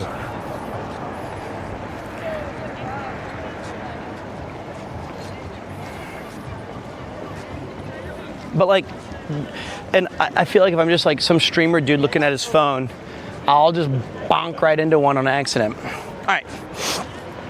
So, I'm gonna take a look this week. I think today was a really fun stream. Even the one we did the other day, that was only 25 minutes.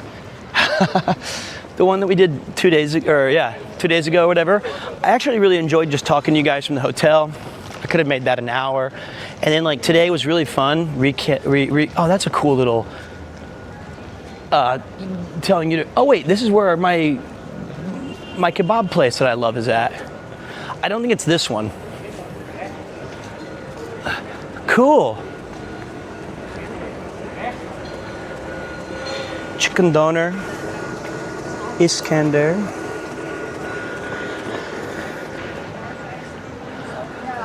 Cocoa nuts. I want to go there. I bet that place was banging during the. Oh, I bet like. I think I've been here, guys. The Tufust. I sat next to Dan Clancy in there 3 years ago. It was absolutely rammed. That was back in the day when a lot of the big creators would come here, and this would all just be like, try to sit down and try to get in and like have a beer and socialize and have some good old fun.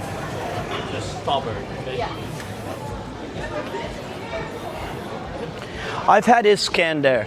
I feel like that's one of the most popular sauces that is available in Tokyo when you get a doner kebab. It'll say mild, hot, very hot Iskander. And I feel like I could be wrong. Iskander, I think, is like the yogurt sauce mixed with like the mild, right? I think Uniqlo's to our left. You can see the Marriott like a beacon. So I know how to get home. Oh, it's not a sauce. Okay, never mind. Let's backtrack. I wonder why they call it Iskander. And, whoa. Okay. That was the closest I've been to being frightened in a long time. He popped the wheelie, and then it started turning towards me. And I don't think you guys saw that part. I'm too old for that. So in Japan though, as a man in Japan, look at that, they have a Doc Martens store. When I was in middle school, every cool dude had Doc Martens. I begged my mom for those.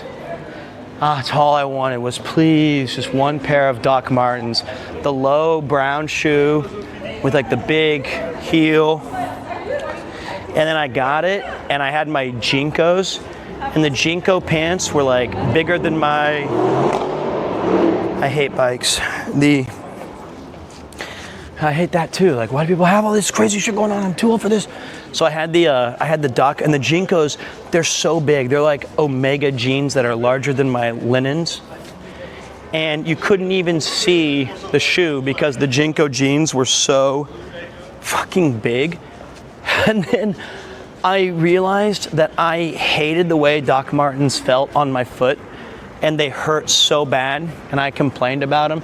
And I switched to Adidas Superstars and never looked back. Just wore those for the rest of my life until I found Unk Balance.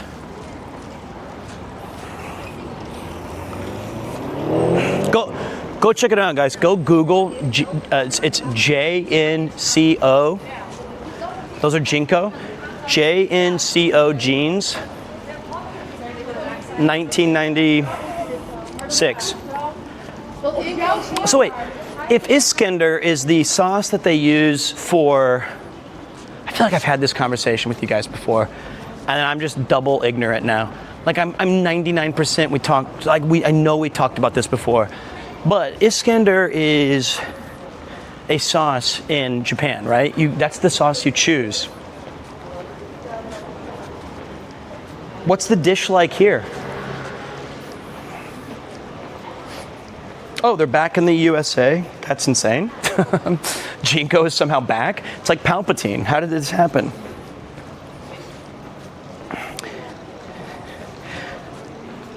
I hated those jeans. They popped right as I was starting middle school. Me too, brother. I had an East Bay catalog looking at cool shoes. I wanted Jinko jeans, and I wanted to have frosted tips. Basically, I wanted to be that same man now. So, okay, it is a yogurt dish that you dip bread into. That sounds amazing. So I guess they just took the yogurt flavoring and chucked it onto the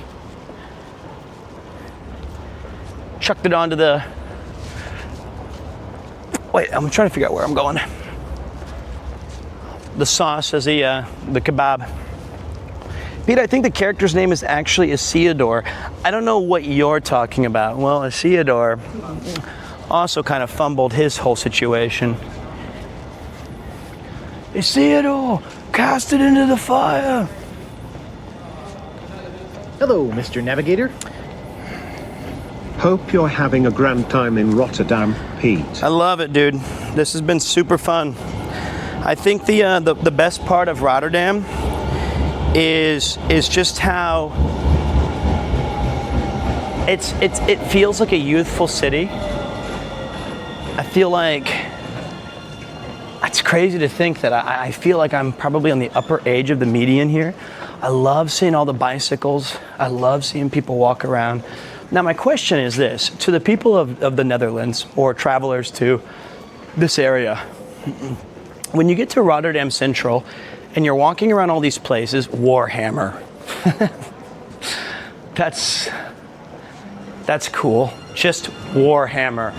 Is this like a tourist area, or is this a, God, fucking nerds are the best. Nerds are so cool, dude.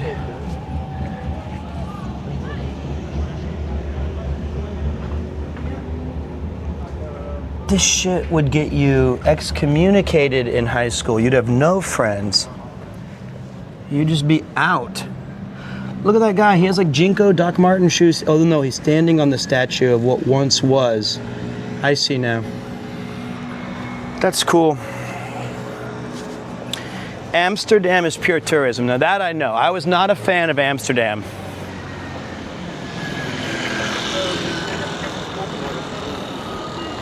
But what about Rotterdam?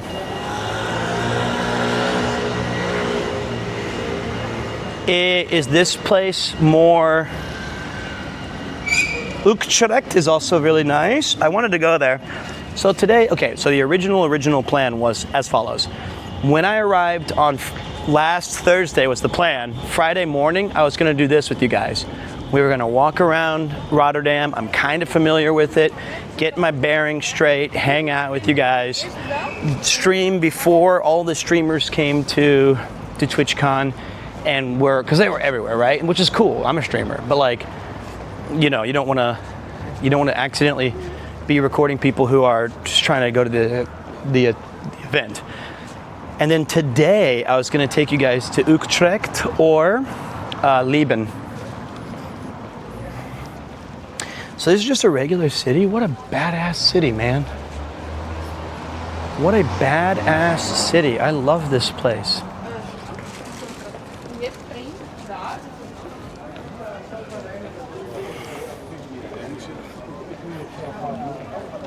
Yeah, I wanted to go to Leiden. Well, it was like Leiden or Utrecht to The Hague. But I decided, oops, not doing shit. The goat's around here somewhere. I was gonna show you. I think it's like one street over. I grew up here, man. And I've been living in Canada for 10 years or so. It's so weird seeing everything again. Oh wait, we're back at the Sissy Boy. I feel like I'm getting a little tired of reading that every time I walk around. I cannot be. I love that. That was so cool. Did you guys, I don't think you could catch it. There was a couple of dudes we just walked past. Okay, there's our giant Pepsi. So I know we're near Uniqlo. We were walking past and this guy was smoking a cig and he's like 6'4". It's pretty tall. And his other friend was like, we've gotta run. And he says, I told you I cannot be fast. And his other friend said, oh yeah, I know. I need that aura. I need that aura so bad. I want to be holding my Pepsi Coke Zero and like, whoa, I can't show that. That was unfortunate. That's okay. But I love the idea that he just says, I've told you, I cannot be fast. When are you coming over then, lad? I think I'll probably end this stream in about... See, this is confusing. I have a green light, but I also have humans on bicycles. Probably in about an hour.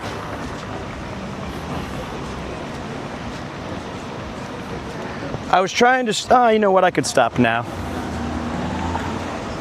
But I have to go back to my hotel to get all of the stuff.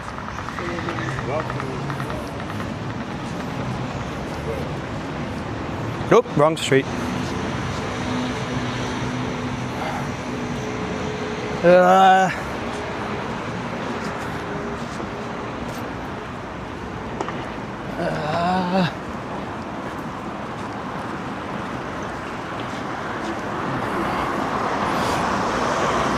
It's kind of crazy that you can see where I need to go almost at all times with the Marriott. It's this spire of knowledge that says you must go this way. Around this place is where I bought my SIM card, quite close to the station. I also can't figure out what the word for coin laundry is because I typed coin laundry near me and I got like 13 Photo 24 places. And I was like, I'm not trying to take a passport photo. Yeah, that's what I thought, right? Because all of them said Wasseret. And I thought, that sounds like washlet. but all of the Wasserettes were like photo. It says like photo 24 Wasserette, and I thought, okay, is it? And then the pictures of it showed a photo booth, and I'm like, is it also like a? I don't know. See, you're telling me this isn't peak city design? This is Tony Hawk Pro Skater 4. Fucking awesome. You have a skate park in the middle of an interesting thorough section. An ideal and cool third space. That guy has a lot more courage sitting there than I do.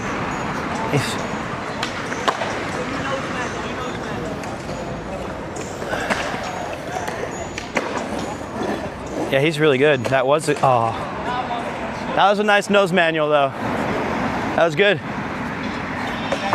Yeah, this is cool. How long you been skating? 7 years. Who's your favorite skater? They won't stop. Hey, all right. What about Rodney Mullen? Yeah, he invented a lot of tricks. He did, right? Yeah. You just did a couple of them, but that's awesome, dude. Have a good night. See you guys. Dude, this is such a cool thing. I like bring back third spaces. Show them how it's done, Pete. Man, all I'm good for is I could wax up the rails. That sounds really bad. But that would be my responsibility. I'm a bit beyond that now, guys.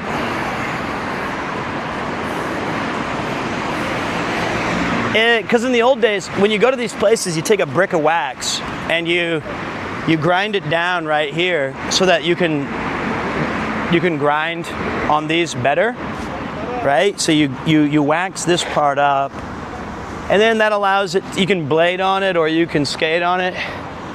So they took this out of Odaiba or Yokohama and they put it here, huh? Cool. That's pretty peak. It's better than the butt plug statue. Pete waxing poles so he could grind better. Look, if you're a part of the culture, man, you know what I'm talking about, dude. I love third spaces. I feel like even in the cool ones that we have in America, they've made them so painfully hard to reach that it just kind of sucks to do. So now you're like, oh, I want to go to a skate park. Mom, can you drop me off? And that kid was like 15. He was awesome. And he was like, yeah, he knows who First of all, I know that Rodney Mullen's like one of the most famous skaters ever. I understand that. But it's a uniquely cool thing that skaters can also like, you have to know the history. It's not something that you just pick up. Like if you play basketball, you don't need to know any of the players from the 70s or 80s. But with skating, it is, yeah, Daewon is an OG. That's like Kareem Campbell, Daewon. Ooh, Barista Cafe. But these guys are super tapped into it. Because the old school way, all I wanted to dress like when I was younger was skaters. I wanted to be a skater. I thought they looked cool, thought they acted cool. And I was always excited about getting skate videos, seeing the supercuts of them all together. So yeah. Wait, this is the same place. Where am I going?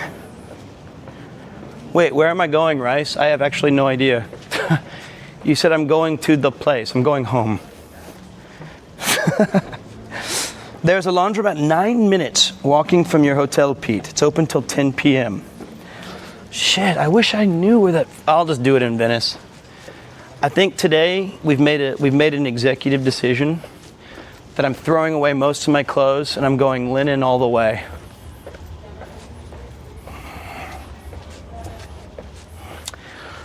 You know, the question was if I've been to any coffee shops.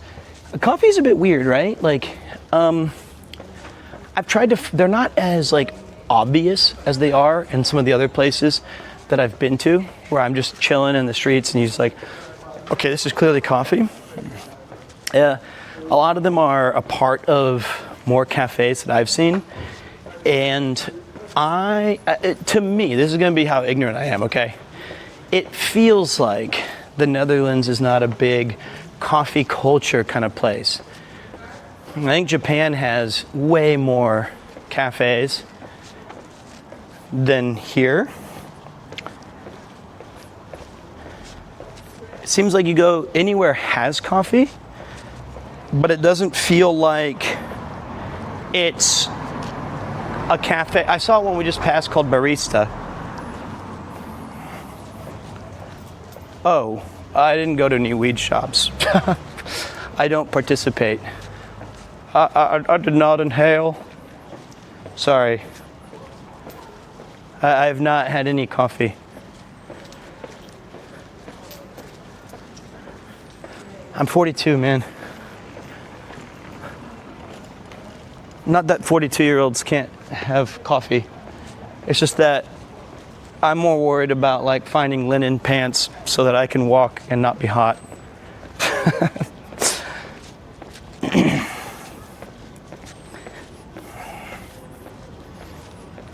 I didn't know you called them that. That's crazy.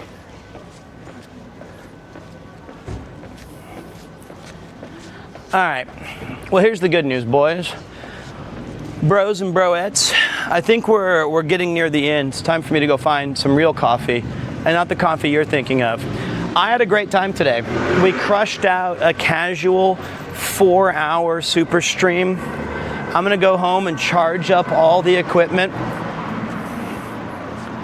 I'm going to grab a bunch of souvenirs and stuff that the community was kind enough to entrust to me, and then I'm gonna give all of those things to Nathan. So if I ever get them back, boy, it's in his hands now. In addition to that, we've got Hello, Mr. Navigator. tomorrow morning. Cheers to 19 months of subscribing to the GOAT. Peter, cheers to that. Agreed. Thank you very much, man. I can agree with that. That is an omega level of support. But we still got a little bit to go. I did not open up the VB bottle. Why would I do that? Like, for one reason, is I would have to be criminally wasted to have VB.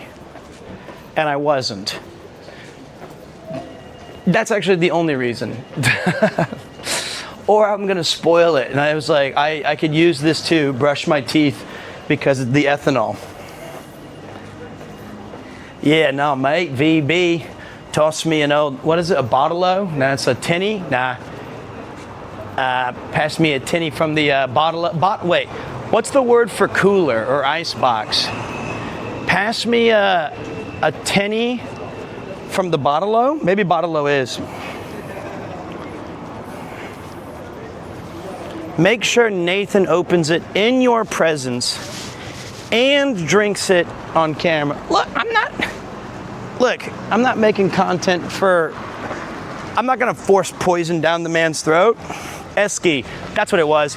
Pass me a tinny from the Esky. Look at these apartments, man. It's pretty, this is where we started the stream. Cool. What an awesome courtyard.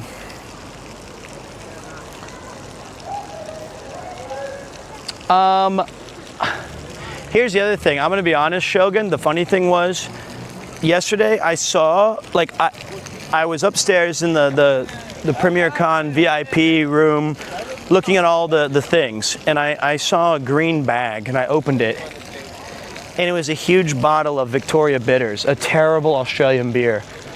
And I immediately closed the bag like I had opened up something foul, and I removed it from the area in which I had cool stuff. Like, I immediately, guys, like, I'm not taking that.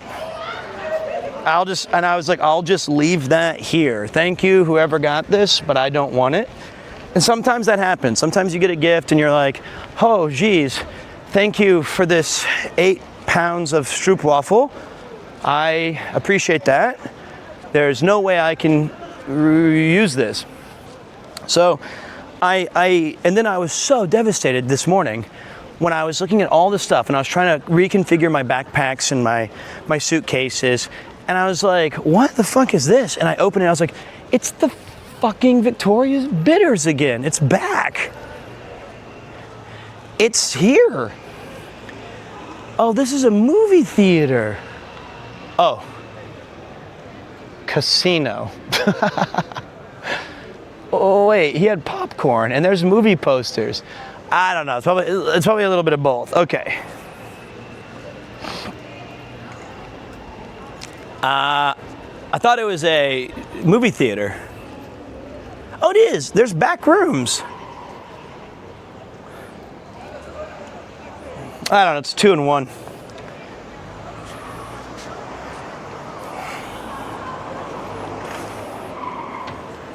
Cool, that was fun, guys. So anyway, I'm gonna try, it'll either be tomorrow or the day after, but I promise we'll sneak in a quick 2-hour or so stream in Venice, so I can show you guys all of the sights and sounds of well, not all of them. I can show you guys a little bit of the fun of that beautiful city that I've heard so much about. So I'll basically, tomorrow when I take care of the family, I'm gonna have to peel off and grab another SIM card or figure out how to get internet over there, and then try to, and I would like to exclusively walk around that area, right? Like I'd like to spend as much time as possible just exploring that town. Want a tip for beer place? No, I'm done drinking. I'm fucking done. I love to socialize and drink, but I'm tired of drinking. I'm like actually finished.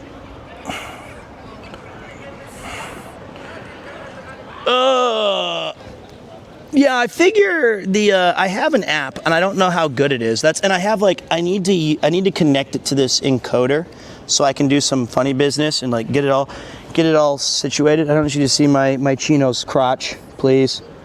Holy crotch shot. Hopefully there's no Pepsi stains. All right, there we go. Is Mifu happen to be watching?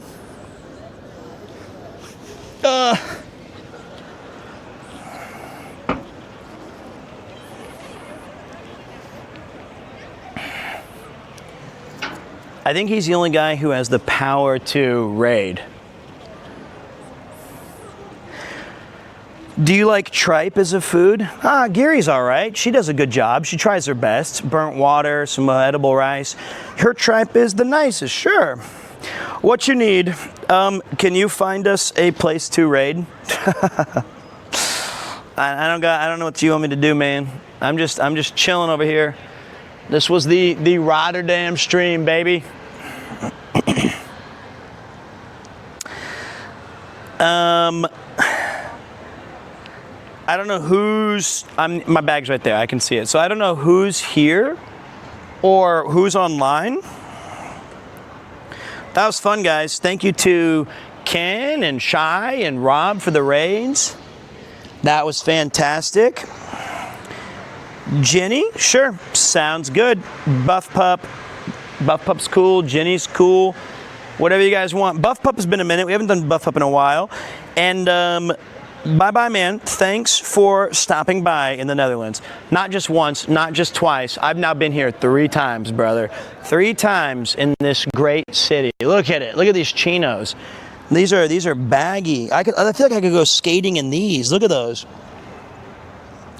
All right, and to everybody who was at PremierCon, thank you very much. I really appreciate it. To everybody I saw at the TwitchCon and the convention, thank you very much. I really appreciate it.